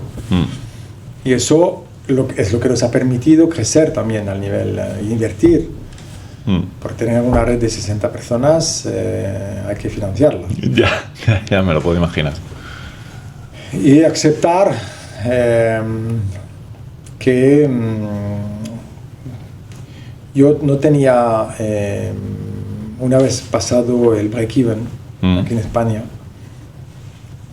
yo he aceptado también, y mis socios también, que la prioridad no era dividendos, no era construir EBITDA, era todo lo que podamos invertirlo para hacerlo más grande el pastel. Cuanto antes lanzar Francia, lanzar Portugal, lanzar Italia, cada vez son gastos, pero es lo que te crea el valor. O sea, nosotros nos lanzamos aquí en España comercialmente en 2015 y en 2016 ya lanzamos Francia, que estaba todavía en pérdida, y lanzamos con lo que podamos. Porque ¿qué pasa en ese momento? Dices, pero si yo no me lanzo, alguien se va a lanzar. Y entonces pierdo la primera posición. ¿Qué quieres decir alguien? Competencia. Pero en Papilocare te refieres. No, un equivalente. Un equivalente a ti. Bueno, aquí habría un montón. Colpofix llegó justo después de nosotros. De hecho, el producto ya existe desde mucho más años que nosotros. Lo que pasa es que no lo habían planteado ni tenían hecho los estudios en papilomavirus. Lo hicieron porque vieron el éxito de Papilocare, entonces ya se posicionaron ahí. Y cuando ves eso, que hay competencia que llega, de Flagin, Colpofix y más cosas, hay que correr. Hay que correr, y no es porque tú tienes el producto mejor, más eficacia, mejor estudios, que si tú llegas el segundo no es lo mismo. Bueno, entonces ya tomamos la decisión de tener marca instalada cuanto antes, ahí siendo los primeros. Eso ha sido el reto. Pero ha costado caro y sudor. ¿Se puede imaginar? Es una decisión también compleja cuando los socios no son venture capital, ¿no? O sea, es un mindset muy de private equity venture capital, o incluso muy de venture capital, growth. La mayoría de gente que mete su propio dinero lo que quiere es, oye, tranquilo, porque vamos a seguir perdiendo dinero, vamos a consolidar, vamos a repartirnos dividendos, vivir bien, ¿no? ¿Tú lo tenías claro que no? Bueno, lo mío son friends, families and fools. Sí, muchos fools. Poca familia, algunos friends. No es verdad eso, son todos friends, son todos muy amigos míos. Y bueno, que han tenido la confianza, y les agradezco un montón, porque sin ellos no estuviéramos aquí. Pero la realidad es que el proyecto mayor es crear valor, no es percibir dividendo. Eso siempre yo lo he hecho claro, o sea, no es una trampa. Desde el minuto uno. Y tuvimos la oportunidad cuando en 2023 hicimos entrar a Gedeon Richter en nuestro capital, con un valor mejorado obviamente frente a lo que fue en 2015, pues tuvimos un poco de posibilidad de hacer earn-out, lo que realmente compensó la inversión por totalidad. Ok. ¿Vale? Ahí fue como una especie de dividendo, bonus. Un bonus, no, había que vender un poco de acciones. Ah, vale, fue una recompra de acciones. Ampliación de capital y algunas earn-out, ¿no? Recompra de un 2%, vale, para dar un poco de oxígeno. Eso es importante. Mitigar un poquito el riesgo que la gente haya podido asumir. Que ha podido ya cobrar lo que has puesto como mínimo o más, incluso. Vale. Me interesa esas partes de expansión tan grande, muy rápido, cuando todavía estás perdiendo dinero. Me puedo imaginar discrepancias con socios, sobre todo con socios que tienes en una filial, ¿no? Estás abriendo Francia, tú estás aquí pilotando España. Me puedo imaginar conflictos. ¿Sí o no? No pasaron estos conflictos. No. Cuéntame acerca de filiales, que ya sabes que es el tema que más me interesa, el tema de filiales. ¿Por qué decides abrir filiales? Ya has dicho que es por correr, pero podrías correr haciendo acuerdos de distribución. Sí. Pero no es lo mismo para nada, porque es obvio que lanzar en 70 países para Piloker no era posible hacerlo tú mismo, con filiales. No. Lo que pasa es que en ciertos países estratégicos, como son estos que acabo de comentar, los 5 o 6 grandes, Sí. pues mejor si lo puedes hacer tú. ¿Por qué mejor? Porque en nuestra visión no es que tengamos solamente un producto, tenemos varios productos, ¿vale? Tenemos una serie de productos que además corresponden a una filosofía muy especial, con una marca que sigue el care, como el tuyo, ¿no? Y que entonces tiene su lógica, su... Bien. Entonces, si das un producto a un distribuidor, ¿vale? Una marca, por ejemplo, Papilocare, igual, es lo que pasa, te dice, no, para fertilidad yo ya tengo mis cosas. Ya. ¿Vale? Para menopausia, sí, igual me interesa, te cojo ese producto, pero no todos. Ya. Bien, ¿qué haces con los demás? Claro. Tienes que buscar otro distribuidor, ¿vale? Y eso te crea un conflicto para empezar, Sí. porque tu marca vincula la imagen de Procare de cierta manera. Sí. Entonces crea un poco de conflicto, primero. Segundo, bueno, a la hora de ejecutar los planes y la estrategia, un distribuidor te lo va a seguir y los que lo siguen lo hacen bien y consiguen ventas. Y hay unos que dicen, no, yo lo voy a hacer mejor, voy a seguir mi estrategia. Ya. ¿Vale? Y fracasan. Y entonces fracasan en el sentido de que no llegas a vender lo que tiene que vender o a conseguir penetrar un mercado o establecer un producto bueno y lo puedes machacar. Sí. Nos ha pasado, nos está pasando. ¿Por qué no podemos llegar a todo? Claro. Entonces, hemos visto nosotros que sí queremos poder tener la posibilidad de lanzar todo nuestro portafolio que aporta valor, no solamente a la paciente, al médico, pero también a los propios socios, porque son de desarrollos propios, con marca propia, con patentes, con protecciones, pues es lo que hay que hacer. Va a costar dinero, inversión y tiempo, pero luego, cuando ya lo tendrás funcionando, te va a aportar muchísimo valor. Y es lo que está pasando. Y cuando decides abrir estas filiales,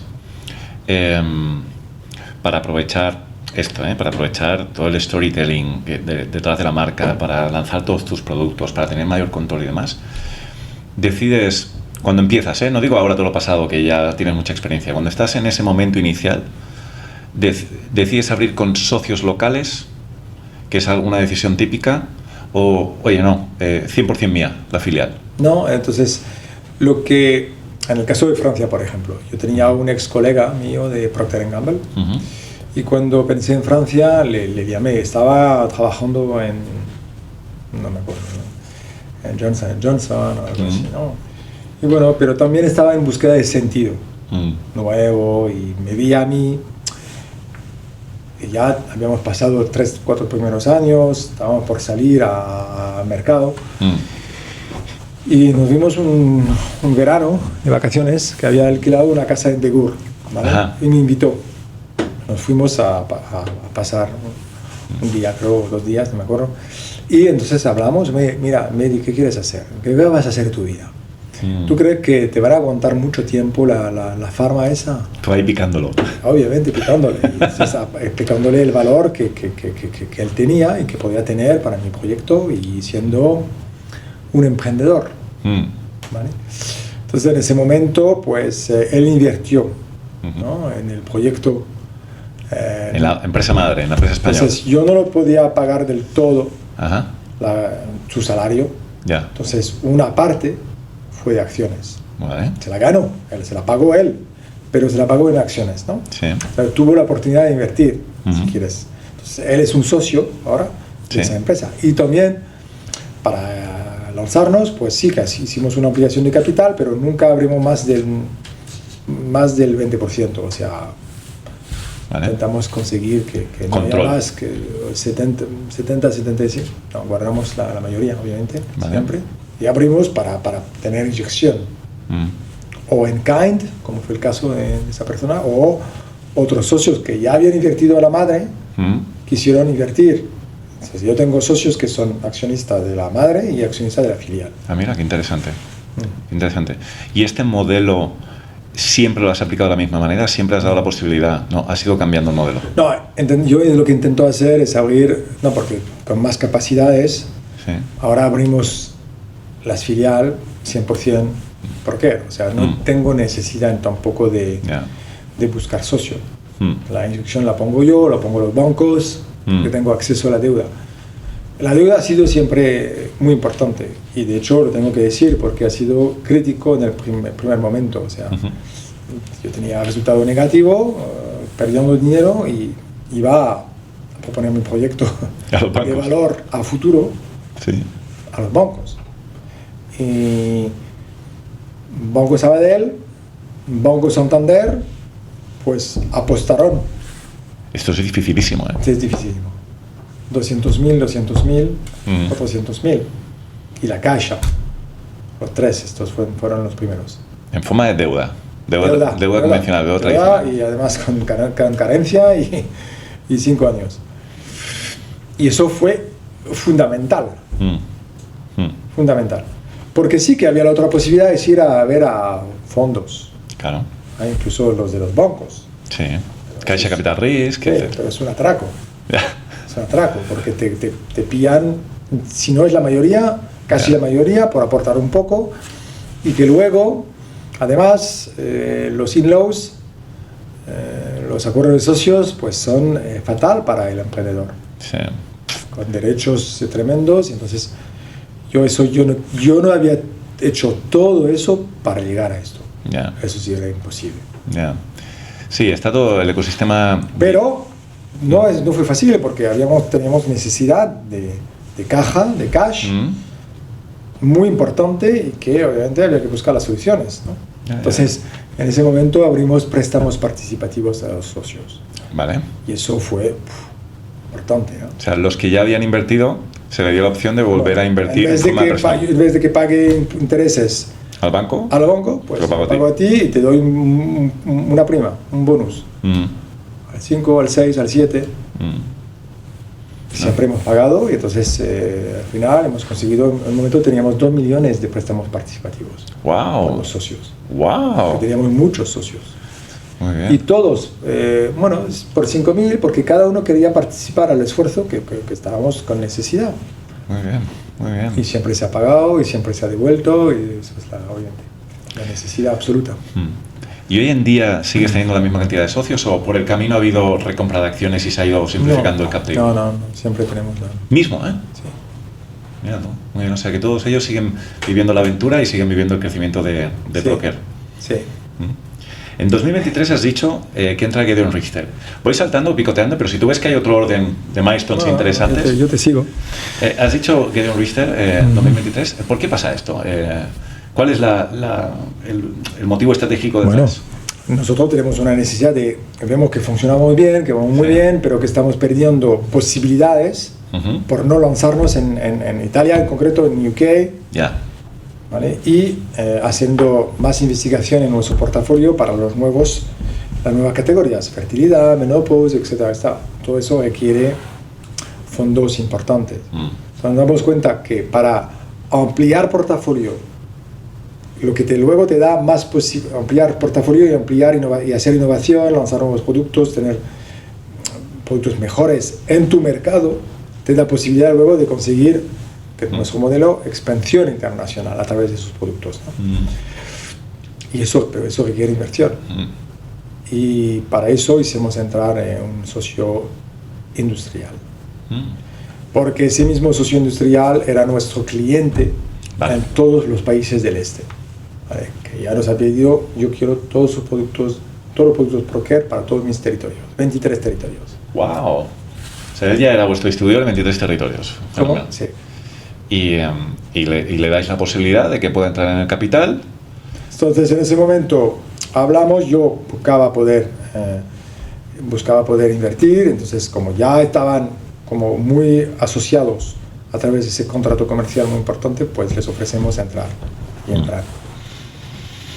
Para vosotros veo la lógica detrás de, oye, tengo un socio industrial que además está bien motivado para que sigamos creciendo y esto nos da recursos e incluso nos permitimos hacer un pequeño secundario y mitigar el riesgo que hemos asumido durante tantos años. Sí. Para ellos, ¿cuál es el movimiento estratégico? Bueno, porque ven el consumer health, en la salud de la mujer, como un potencial del futuro. Muchas empresas también vinieron a vernos porque estaban interesados en comprar, que yo no estaba interesado en vender, porque querían aportar en una pata adicional, ¿no?, de su negocio de medicamentos. ¿Qué es lo que pasa en los medicamentos? Pasa que la innovación medicamentosa es muy complicado conseguir. Casi no hay. Los que hay son los grandes, enormes, que van comprando, de hecho, pequeñas empresas que ya tienen innovación. Y entonces, ¿quién tiene acceso a esos mercados? Muy poca gente, ¿no? Luego está el mercado de genéricos. Cada 2 por 3 hay una oportunidad de entrar como un genérico, ¿vale? Pero con precios muy reducidos, margen reducidas. Te dan un precio en un momento dado, pero luego los precios de fabricación van subiendo, la margen se aplasta. Es muy complicado. Yeah. En nuestro sector no tenemos financiación, tenemos precio libre. ¿Para los medicamentos también? No. Los medicamentos sí. Pero es 20%, ¿vale? Vale. Pero el 80% de nuestro negocio, o más, porque internacional no tenemos medicamentos. Yeah. Pues tenemos un precio libre y entonces, bueno, cuando hay un momento de inflación, como pasó en 2022, un momento de la guerra, de la crisis de Ucrania y demás, hubo un boom del coste de la energía y esas cosas, lo que se repercutó en la fabricación, del coste de fabricación, ¿no? Pues si no tienes la posibilidad de repercutir esa subida a tu consumidor final, pues tú lo tienes que pagar. Sí. Y eso puede arruinar negocios. Entonces nosotros, estando en ese negocio de precio libre, pues nos ajustamos a lo que es la inflación. Tenemos esa posibilidad. Cuando tú tienes un medicamento, yo tengo un medicamento hace 10 años que está en el mercado, nunca ha sido revisado a la alta. Nunca. Si lo revisan es para bajarte el precio. Entonces me sube el precio del fabricante, y el ministerio no me sube el precio, que es el juego. Entonces se aplastan. Entonces, bueno, las empresas lo ven, los que tienen medicamentos, porque cada 2 por 3 hay baja de precio. Y entonces, bueno, es poco estable esto. De hecho, Procter vendió por esa razón. Procter vendió por esa razón. Bueno, porque la liga de genérico y demás. Porque en el sector de los medicamentos, la marca tiene 10 años de vida. Después se va. Vienen genéricos y no existe marca. La ventaja en el consumer health, pues aquí la marca sigue siendo una marca para muchos tiempos. Pero tú lo que estás diciendo... Entonces tiene valor. Sí, totalmente. Cuando un medicamento ya pierde valor, a 10 años ya pierde valor. Entonces, no, ¿sabes? Entonces, para construir un portafolio de valor al tiempo, cuesta mucho inversión para conseguir innovación, que es muy complicado. La ventaja que tenemos nosotros es que estamos en el corazón de la innovación, de la formulación, de sacar nuevas indicaciones, nuevos tratamientos, nuevas soluciones Y eso es innovación, y el médico lo ve como innovación. Aportamos innovación al médico. Entonces, yo me acuerdo muy bien que el director general de Gedeon, que ellos tienen papilocare en sus países, en Hungría, y entonces estaban muy interesados en entrar en la oncología, en el cáncer de ovario. ¿Vale? Pero entonces se fue a hablar con un jefe de servicio del hospital de Budapest y el médico, jefe de servicio del hospital de Budapest del servicio de oncología, le dijo todo el bien que pensaba de papilocare. Y él no se lo esperaba. Wow. ¿Vale? No se lo esperaba porque pensaba que papilocare es un producto bien, ¿vale? Perfecto, que cumple con sus requisitos y demás, pero que hay un jefe de servicio que diga, oye, papilocare es fantástico, se le cambió un poco la idea, ¿no? Fue muy impactante. Qué bueno, qué bueno. Oye, esto que estás diciendo de los medicamentos es algo que además lo has dicho y lo has explicado súper bien, y cualquiera que nos esté escuchando dirá, es evidente. ¿Por qué entonces, te pregunto, hay tantos laboratorios farmacéuticos de medicamentos que siguen rechazando el consumer healthcare, siguen rechazando los productos de venta libre y siguen enfocados en medicamentos de prescripción? Bueno, porque es un cambio de modelo. Hay que saber trabajarlo también, el consumer healthcare. Hoy en día cuando tú haces farma, el único canal que tienes es el médico, y luego el producto se va recetando, entonces ni tienes que trabajar la farmacia, ni tienes que hacer nada. En nuestro sector tienes que saber un poco trabajarlo todo, porque hay frentes, competencia, no solamente en la parte de prescripción, sino que también en la parte de distribución, la llegada de los canales nuevos, del online. Eso también hay que trabajarlo. Influencers. La publicidad al consumidor. Y es cierto que un producto fármaco financiado tiene acceso a una masa de prescripción y de volumen mucho más importante, porque como nadie paga ese tratamiento, sino que es el Estado, pues es fácil. Es fácil.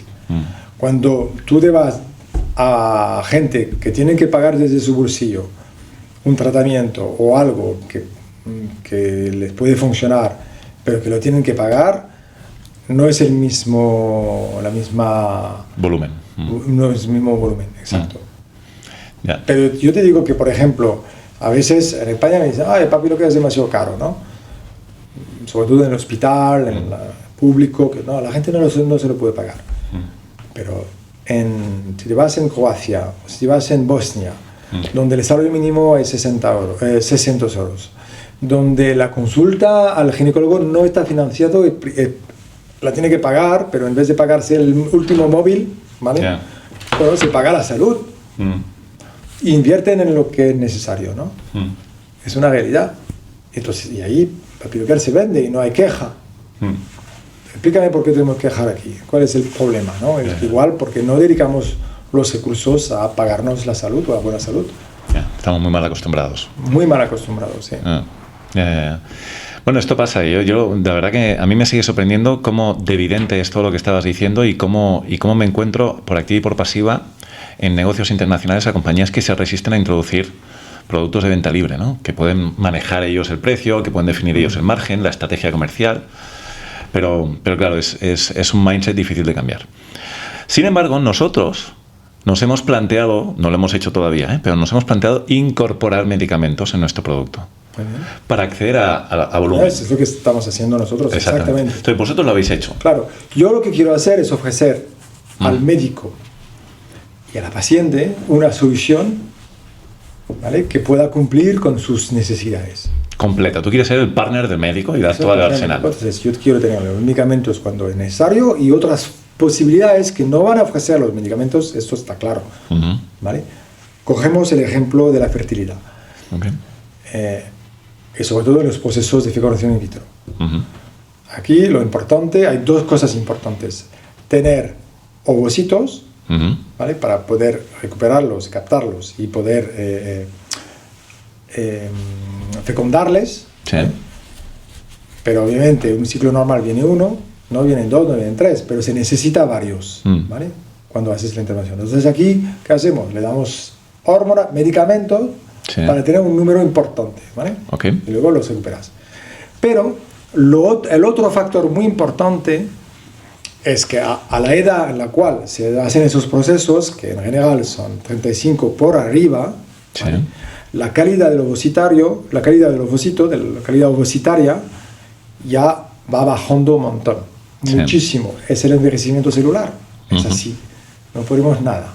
Y es muy natural, es una cosa natural, ¿vale? Entonces, la calidad del ovocito, ¿vale? No está afectada por los medicamentos. No hay ningún medicamento que va a mejorar la calidad de vida, la calidad ovocitaria. Pero sí que hay nutrientes que lo van a mejorar.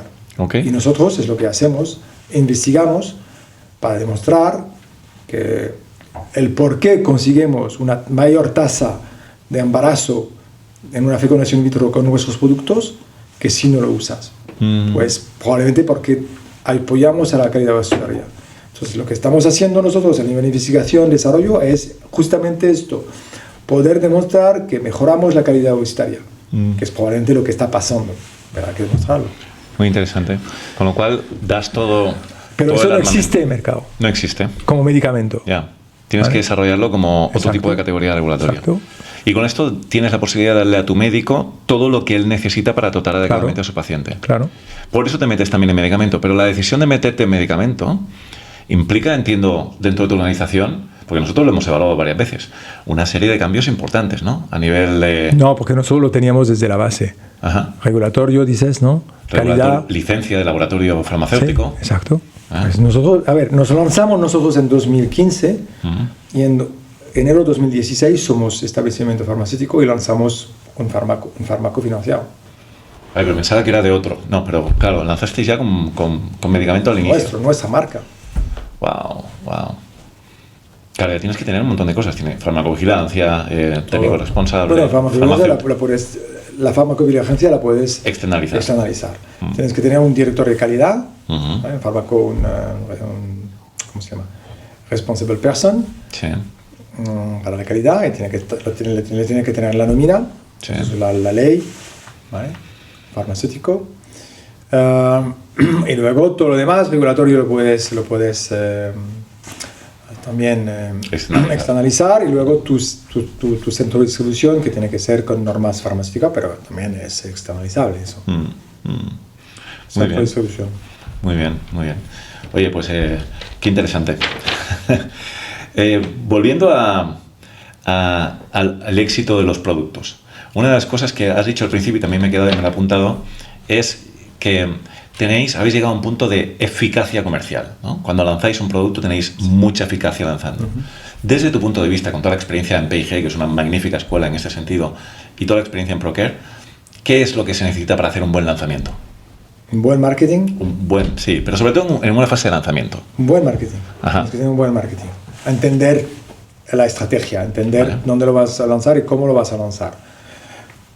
Luego tienes que entender cuáles son tus médicos principales, los early adopters, lo que llamamos early adopters, porque son estos que te van a ayudar al principio. Y luego una buena capacidad de formación medical, para que un delegado pueda tener una conversación con un médico que sea de nivel, conocer el producto, conocer el entorno, la categoría, la enfermedad, saber hablar de su producto, conocer los estudios clínicos, tener técnica de venta también. Todo eso ya nosotros tenemos un programa adquirido, ¿no? que obviamente en Procter & Gamble teníamos esto. Entonces, al final nosotros somos una pequeña Procter & Gamble. Sí, ¿vale? ya veo. Porque tengo muchos colegas que venimos de Procter. Claro. O sea, nosotros lo que hemos hecho, todo lo que hemos aprendido, que sea comercial, que sea marketing, que sea finanzas, que sea calidad, que sea regulatorio, lo hemos integrado en Procter. Somos unos hijos de Procter & Gamble. Yo me acuerdo que ¿cuándo fue? En 2013, creo, 14, La Vanguardia me hizo una entrevista. Ajá. Y salió el titular: hay vida después de Procter & Gamble, que era en quote, es lo que yo decía. Hay vida después de Procter & Gamble. Se pueden hacer cosas. Se pueden hacer cosas, ¿viste? Pues, pero al final es casi nos parecemos a Procter & Gamble. Qué bueno, ¿no? Pues está bien, porque adoptas todas las buenas prácticas de una compañía como esta, pero con la agilidad de una startup, ¿no? Porque total, la agilidad. Lo que marca la diferencia es la agilidad, pero con los procesos, con el entendimiento, con la profesionalidad. Y hablas de técnicas de venta. Muchas veces las compañías que empezamos a construir nuestros propios equipos comerciales, nos focalizamos mucho en el producto, sobre todo si venimos de la parte más científica, ¿no? En el producto, en la evidencia clínica, en el mecanismo de acción, la posología, etcétera, etcétera, etcétera. Claro que identificamos a los early adopters, pero la técnica de venta... La técnica de venta es un secreto en Procter. Es un secreto, ¿eh? Total. ¿Ah, sí? Claro, tenemos una técnica. Ah, mira. Es un secreto, no la podemos... ¿Y esto es como la fórmula de Coca-Cola. Ajá. ¿Vale? Se enseña. Mira, hasta ese punto. Es una escuela. Obviamente, son tantos años de esto que yo 30 años en esto. Pero es importantísimo. Dirías que es muy importante. La técnica de venta es la base. Es algo que, fíjate que nosotros... Entonces pasamos mucho tiempo en entrenar a los delegados, no solamente en conocimiento médico, no solamente en conocimiento de producto, no solamente en conocimiento de a qué médico voy a ver, dónde está, estas cosas, ¿vale? O manejo de sistemas, pero sino que en técnica de venta. Muchas veces se pasa por alto esto y veo que es crítico. Nosotros mismos lo hemos pasado por alto muchísimo tiempo, ¿eh? Y ahora hemos llegado a un punto en que nos damos cuenta de que esto es un limitante. Si la técnica de venta no la trabajamos adecuadamente, es un limitante. Llega un momento que no vas a más. No vas a más, ¿no? Muy bien. ¿Cómo se hace para no depender de un único producto, Jan? Porque uno de los problemas que me imagino que tuvisteis que enfrentar, que nosotros todavía enfrentamos, es que lanzas el primer producto, le dedicas muchos recursos, generas un nombre con ese producto, lanzas el segundo y el segundo no es tan exitoso, ¿no? ¿Qué pasa aquí? Pero eso puede pasar. Bueno, sí, puede pasar, pero lanzas el tercero y tampoco es tan exitoso, vale. ¿No? Entonces, si ya llegamos al tercero con la misma conclusión, tenemos un problema. Y ves que todo el equipo sigue muy focalizado en el primero, ¿no? ¿Cómo haces? Y que todos los distribuidores siguen focalizados en el primero. Entonces, ¿os habéis enfrentado a este problema? No, obviamente que lo que pasa es que depende un poco del éxito que tiene tu producto. O sea, el interés de tu delegado vendrá también del éxito de tu producto con los médicos, cómo está en resonancia. Si consigues efectivamente la misma tipo de innovación o el valor aportado, si es un Me Too sin aportar valor, pues obviamente la conversación del propio delegado con su médico va a ser enfocado al producto que le da más prestigio. Ya. ¿Vale? Entonces, para conseguir motivación y que tienes que asegurarte que tu producto obviamente va a funcionar. Es mi problema. El problema que tengo ahora es que tengo un montón de ideas para lanzar nuevos productos y que ya no me cabe. ¿Cómo lo gestionas esto? Claro, ya no te cabe. Ya no te puedo decir eso. Eso es un secreto muy profesional. ¿Sí? Okay. Sí. Porque ya tengo la solución. Tú tienes la tuya particular ya, que vas a aplicar. Es algo que nosotros también debatimos. No tenemos ni mucho menos tanto portafolio como vosotros, pero ya tenemos un portafolio de 12 productos. Claro, el delegado habla de 3 o 4. Y cuesta mucho, por mucho que definas bien los incentivos y pongas el foco y demás, al final cuesta mucho hablar de tantos productos, ¿no? Me das mucha pena. Pero aquí no te voy a ayudar. No ha colado, no ha colado. Sí, yo te puedo ayudar, pero aquí estamos delante de 100.000 personas hablando. 100.000, como mínimo. No tenemos tantos, pero bueno, está bien. No, pero es un buen tema. Nosotros nos planteamos incluso doblar la fuerza de ventas. Nos planteamos muchas cosas, ¿no? Pero no, la solución no la tengo tampoco. Ya cuando la encuentre ya la comentaremos. La farmacia, decías que la farmacia es muy importante. Sí.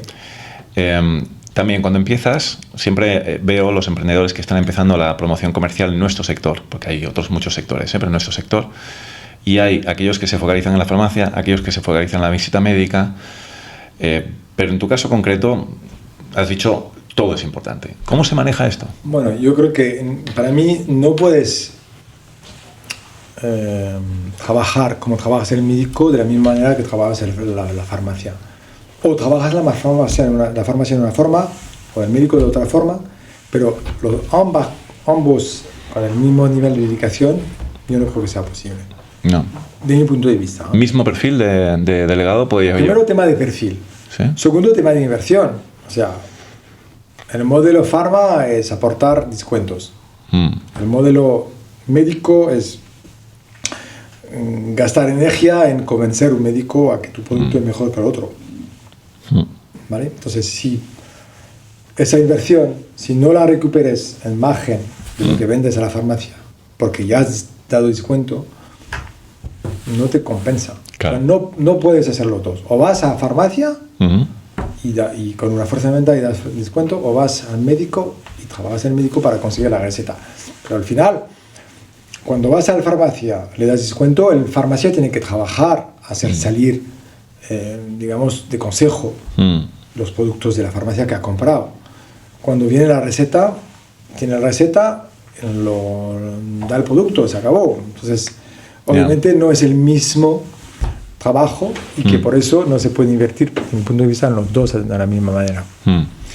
Ahora, hay otras formas de trabajar la farmacia, ¿no? Nosotros tenemos, en función de la ubicación de la farmacia, el interés de realmente comprar nuestros productos, pero damos muy poco descuentos, muy poco.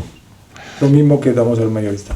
No damos. O sea, ponéis sobre todo más foco en la visita médica, en la parte científica, y en la farmacia intentáis facilitar que haya disponibilidad de producto. Muy bien, entendido.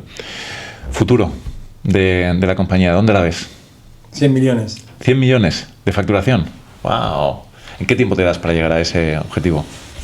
2035, por ahí. Sí, ¿eh? En 10 años todavía. En 10 años. Estamos a podría ser antes. Depende un poco de lo que sucede, ¿no? Lo que entra en cosas. Bueno, es un crecimiento agresivo, pero vienes de 0 a 33 millones. Claro, que en 10 años. Que son lo más complicado. Que son lo más complicado.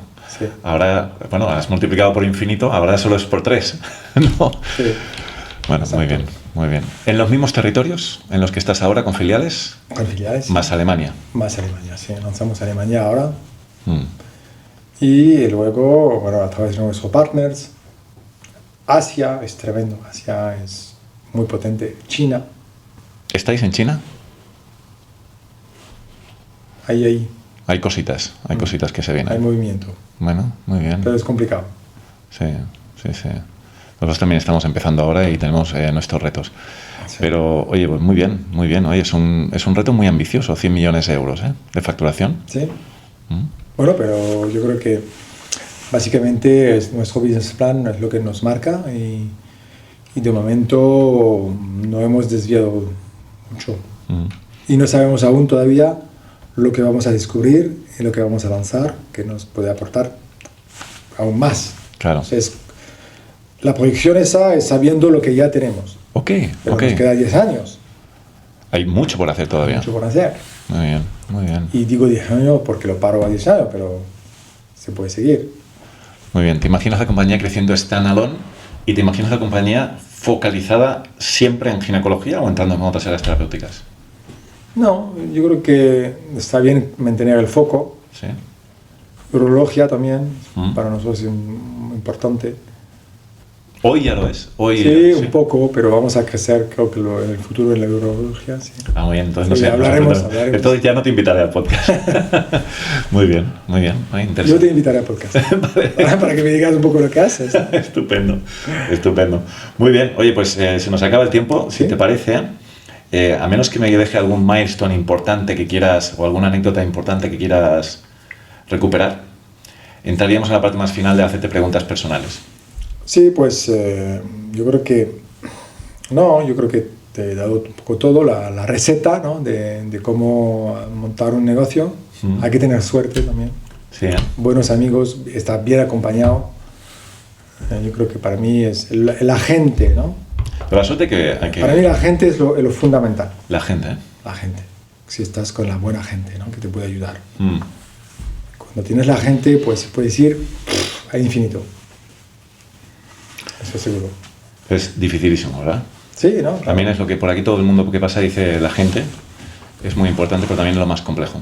Pero yo llevo trabajando con gente, la gente con quien trabajo, somos colegas de trabajo. De siempre. Siempre, de 20, 30 años. Ya.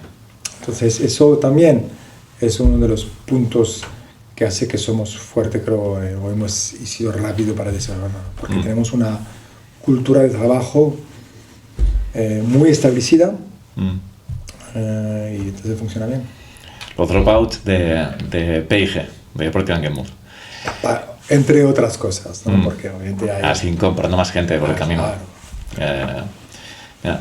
También, o sea, cuando estás en los momentos iniciales, todo lo haces tú, ¿no? Yo me puedo imaginar el Jan inicial que iba... Todo lo haces tú. Todo lo haces tú. Todo lo haces tú. Patente, finanzas, Claro. bancos, marcas, desarrollo. Viajar a ver a los clientes, ¿no? Viajar para ver clientes y socios y... Claro. Pero hay un momento todo. que... Pero bueno, te aprende el negocio, te aprende todo. ¿No? O sea, ahora luego para manejarlo y dirigir esa empresa, tengo conocimiento en todas las funciones, básicamente. Claro. Sí. Pero bueno, llega un momento, y ese punto que quería resaltar, ¿no? Llega un momento que con 25 quizá no, pero con 50, con 100, con casi 200, tienes que empezar a delegar. Y ese momento, sí, pero lo que quiero es entender ese momento de soltar, ¿no? De empezar a delegar. Exacto, soltar, aceptar que las cosas se pueden hacer de otra manera, no exactamente como tú lo harías, pero bueno, lo que importa es el resultado final y no demasiado mirar a las formas, porque hay gente muy exitosa que lo hacen de otra manera que la tuya y hay que aceptarlo si queremos crecer. Y eso sí ha sido importante. ¿Eso ha sido un proceso difícil o...? No, al principio no es fácil porque tienes otra visión, otra manera de hacer, pero luego no hay otra forma. O sea, si yo me quiero dedicar ahora a Alemania y buscar un general manager y todo eso, a pesar de que tenga un equipo que me ayude, no puedo estar con los delegados en España como estaba al principio. Claro. O con los médicos incluso, que me encantan, que me gustaría estar más ahí. No puedo, no tengo un tiempo limitado. Está claro. Es así. Sí, hay que soltar, si no, no se crece. Hay que soltar, sí.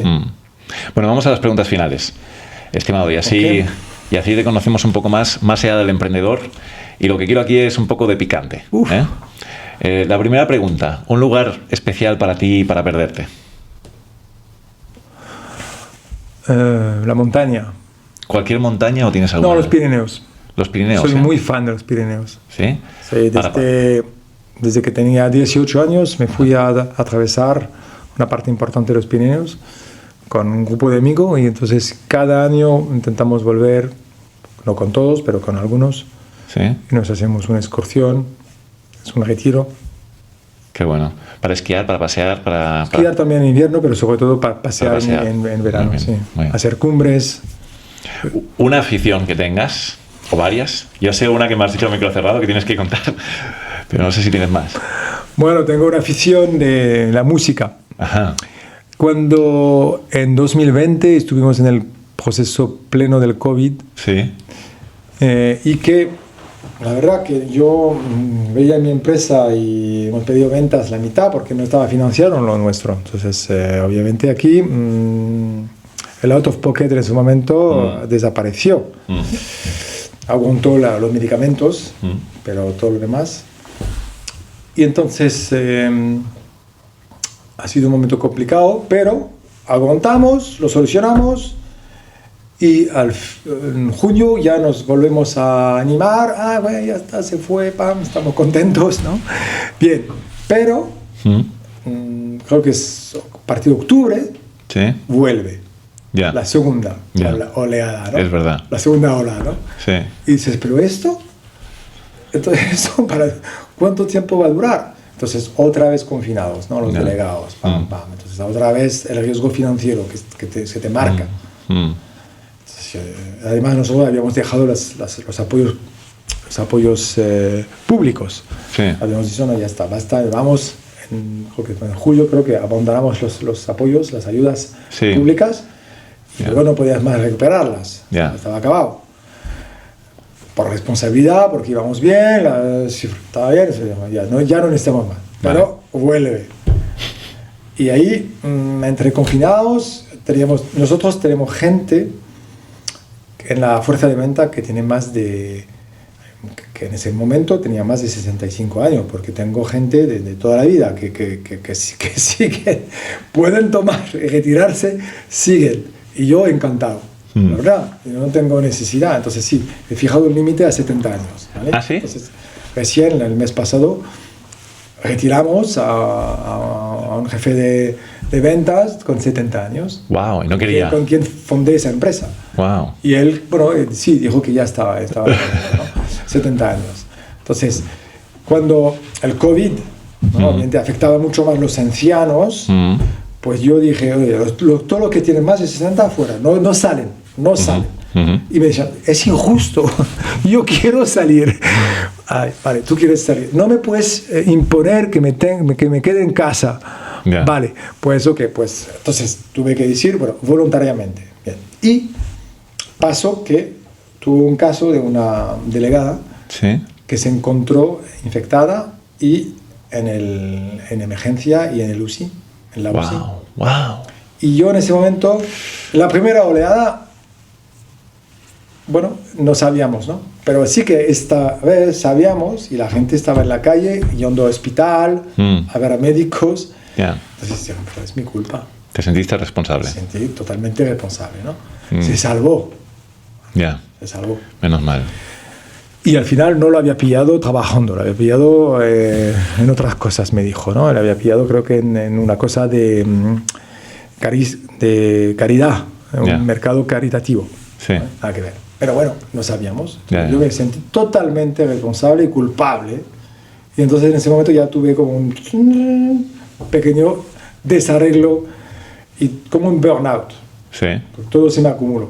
Ya. La presión del trabajo, los riesgos, esa persona en la UCI. Y entonces, bueno, tuve un poco de burnout y empecé un poco de psicología aquí con una psicóloga. Ajá. Que me vino muy bien.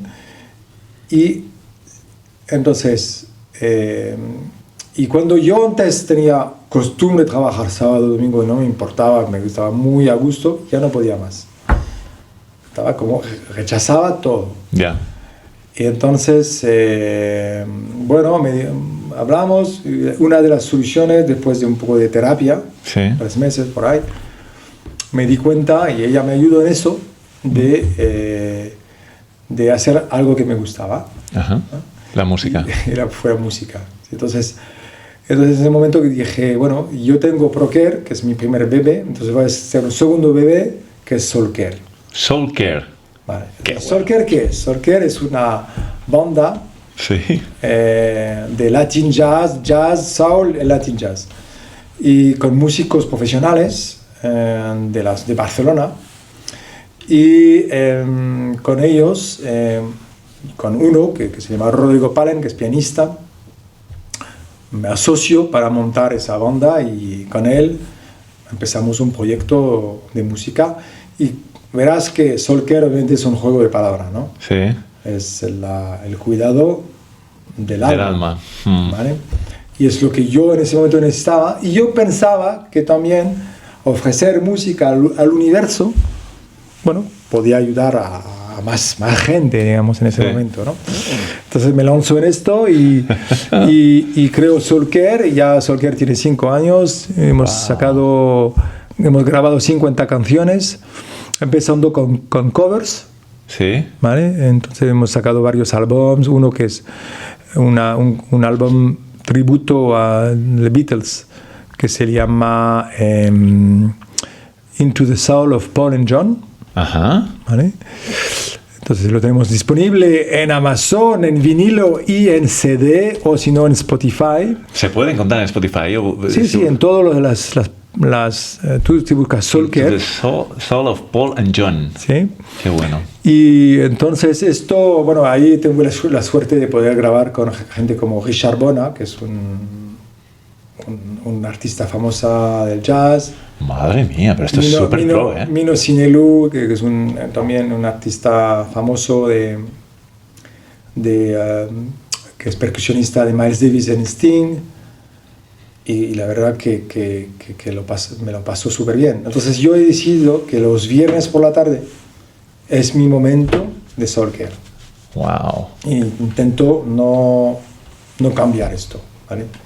Entonces por la tarde me reúno con Rodrigo, el pianista, o con la banda cuando estamos en estudio, o ensayando, o componiendo música, porque últimamente estamos componiendo todo un álbum, ¿vale? Y de hecho lo vamos a presentar.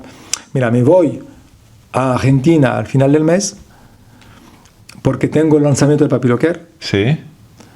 Pero a la vez doy 2 conciertos en Buenos Aires. Bueno, van a flipar los argentinos contigo. Bueno, nos fuimos hace 2 años. ¿Este francés ya. qué hace? Nos fuimos hace 2 años, entonces ahí estamos sacando un álbum que se va a llamar Alma del Sur, que es un homenaje a la música latina, América del Sur, en concreto Argentina, Uruguay y Brasil, que nos fuimos a grabar en Río, en Montevideo y Madre y mía. en Buenos Aires, con ese espíritu de la música de ahí, Sí. y músicos de Uruguay, de Argentina y de Río. Y bueno, saldrá al final del mes de mayo, junio. Por ahí. Qué pasada, qué pasada. Oye, pues te voy a escuchar y a lo mejor hasta compartiremos con el podcast Las canciones, me gustaría. Claro, algunas canciones. Muy bien. Si nos das permiso para que podamos utilizar la canción. Total. Fenomenal. ¿Qué es lo que haces en el grupo? ¿Tú cantas o...? Yo canto. ¿Tú eres cantante? Cantante, sí. Sí, claro, había que... Es como un equipo de fútbol, ¿no? Yo quiero ser goleador, pues yo quiero ser cantante. Cantante. Muy bien, wow. ¿Y has podido...? O sea, en Argentina vas por un lanzamiento y además aprovecharás para el concierto, pero ¿has podido utilizar esas dotes, ese grupo, dentro de eventos de Proker? Sí, porque hicimos varias cosas, ¿no? Hicimos, por ejemplo, el congreso de la European Society of Gynecology and Oncology, Sí. que tuvo lugar en Barcelona el año pasado, hace 2 años. Sí. Pues el presidente del congreso, Jordi Ponce, profesor de jefe de servicio del hospital de ¿cómo se llama el hospital? Jordi Ponce. No, pero ahí abajo. ¿En Tarragona? No, en Barcelona mismo, donde Lico. Sí, no. A ver, Belviche. Belviche, vale. Entonces, Sí. él organizó el congreso de la ESGO, Ok. ¿vale? En Barcelona, y me pidió tocar para la cena de gala No te de creo. todos los jefes de servicio de la ESGO, de los presidentes y demás. Congreso Europeo. Congreso Europeo. O sea, yo toqué con la banda, y entonces yo conocía a varios médicos, al presidente de la Sociedad Española de Ginecología, obviamente, que me veía como sorprendido, y obviamente es una mezcla de concepto Claro, nadie se lo espera. peculiar, ¿vale? Pero bueno, es lo que yo hago, lo que yo soy, ¿vale? Entonces es lo que Qué interesante. Oye, ofrecemos. Me muero de ganas por escucharte, de verdad que sí. Un referente vital, profesional. Un referente. Sí. Referente profesional, mi socia. Ujú. A quien le mandamos un fuerte abrazo desde Exacto. aquí. ¿Cómo se llama? tu Karin. socia? Karin.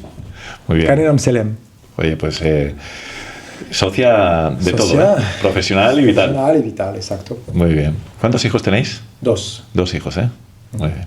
¿Se van a dedicar a la industria también? Bueno, mi hija está acabando veterinaria ¿Mm? en Valencia, y mi hijo ha empezado una carrera de inteligencia artificial en Lyon. Ah, Y bueno, igual nos viene a ayudar para una de las cosas. ¿por unas cosas o por otras? Muy interesante. Sí, porque además igual montó un laboratorio veterinario. ¿Mm? ¿Por qué no? ¿Por qué no? Ahora con todo el conocimiento que tienes y la experiencia.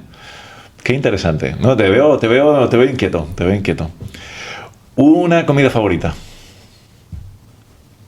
Una comida favorita, es complicado. Déjame pensarlo. Bueno, una brassería francesa en París. ¿Mm? ¿Cómo has dicho? Un brasserie. Un brasserie es un lugar donde vas a comer o cenar. Sí. Es un típico en los Grand Boulevards. Vale. Ahí, ir a uno de esos sitios. Maastricht, sí que... Me encantaría, muy bien. Contenido que consumas habitualmente o que hayas consumido en algún momento de tu vida, en forma de lo que sea, ¿eh? Película, podcast, libro, revistas, que puedas compartir con nuestra audiencia, que te haya inspirado. Bueno, a mí me encanta en términos de película, la película de Nolan, ¿cómo se llama? ¿Sobre qué tema era? Bueno, lo de la conquista espacial, ¿cómo se llama? Nolan, Sí, de Christopher Nolan. sí, con El espacio. Interestelar. Sí, Interestelar. Ah, de McConaughey. Sí, recuerdo la película esta. Esta te gustó, ¿eh? Sí, me impactó más. Me impactó. En términos de también la vie belle, bella vida del italiano que es una película fantástica. El Postino también, fue Argentina, el tango argentino. Ah, muy bien. Ya que estamos hablando también de musical, algún grupo musical que te ha inspirado? The Beatles. The Beatles, ¿eh? Definitivamente. Fue muy Beatles. Claro, es mi...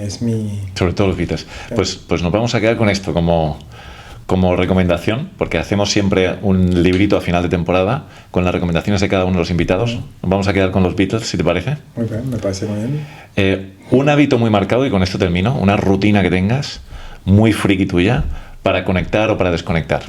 Deporte, ¿eh? Sí. ¿Algún tipo de deporte en particular? No, ir a correr. Tengo la suerte de vivir al lado del mar, en el Castelldefels. Ir a correr, salir a correr o pasear o ver el... Tenemos la suerte en Castelldefels que en esos momentos de invierno, un día como hoy, por ejemplo, bien despejado, tienes el sunrise, la salida del sol y la puesta del sol en el mar. ¿En serio? Los dos. O sea, tú puedes hacer el mismo día la salida del sol y la puesta del sol en el mar. Esto es precioso. Está muy bien. Por la mañana sales y puedes verlo. Vas a las 8, ahí, Ajá. y a las 6, Qué bueno. más o menos. Qué bueno. Calidad de Pero vida. luego ya se va el verano, ya sale en la montaña, se apuesta en la montaña y sale un poco más hacia el aeropuerto. Qué bueno. No, se nota que te gusta Castelldefels. Sí, no, se vive bien. De hecho, la empresa está en Castelldefels, ¿verdad? La empresa está en Castelldefels. No queremos mudar. ¿Seguís estando en el edificio que yo visité la última vez? Sí. Ah, fenomenal. Nos tuvimos que ampliar y ya cada vez intentamos coger espacio porque ya no cabemos. Qué bueno. Oye, pues estimado, hasta aquí hemos llegado. Vale. Ha sido un verdadero honor tenerte Compartido. aquí. Lo he disfrutado muchísimo. Sí. Muchas gracias a ti. Y el mejor de los éxitos, que llegues a los 100 millones. Y me quedo con esto de la música porque a ver si se me ocurre también alguna idea donde tuya, ¿no? te dejes utilizar. Muy bien, perfecto. Vale. Es un placer. Gracias por todo. Un abrazo. Sí, gracias. I know it was so hard what you've lived alone. I don't want to live this, not anymore. You have been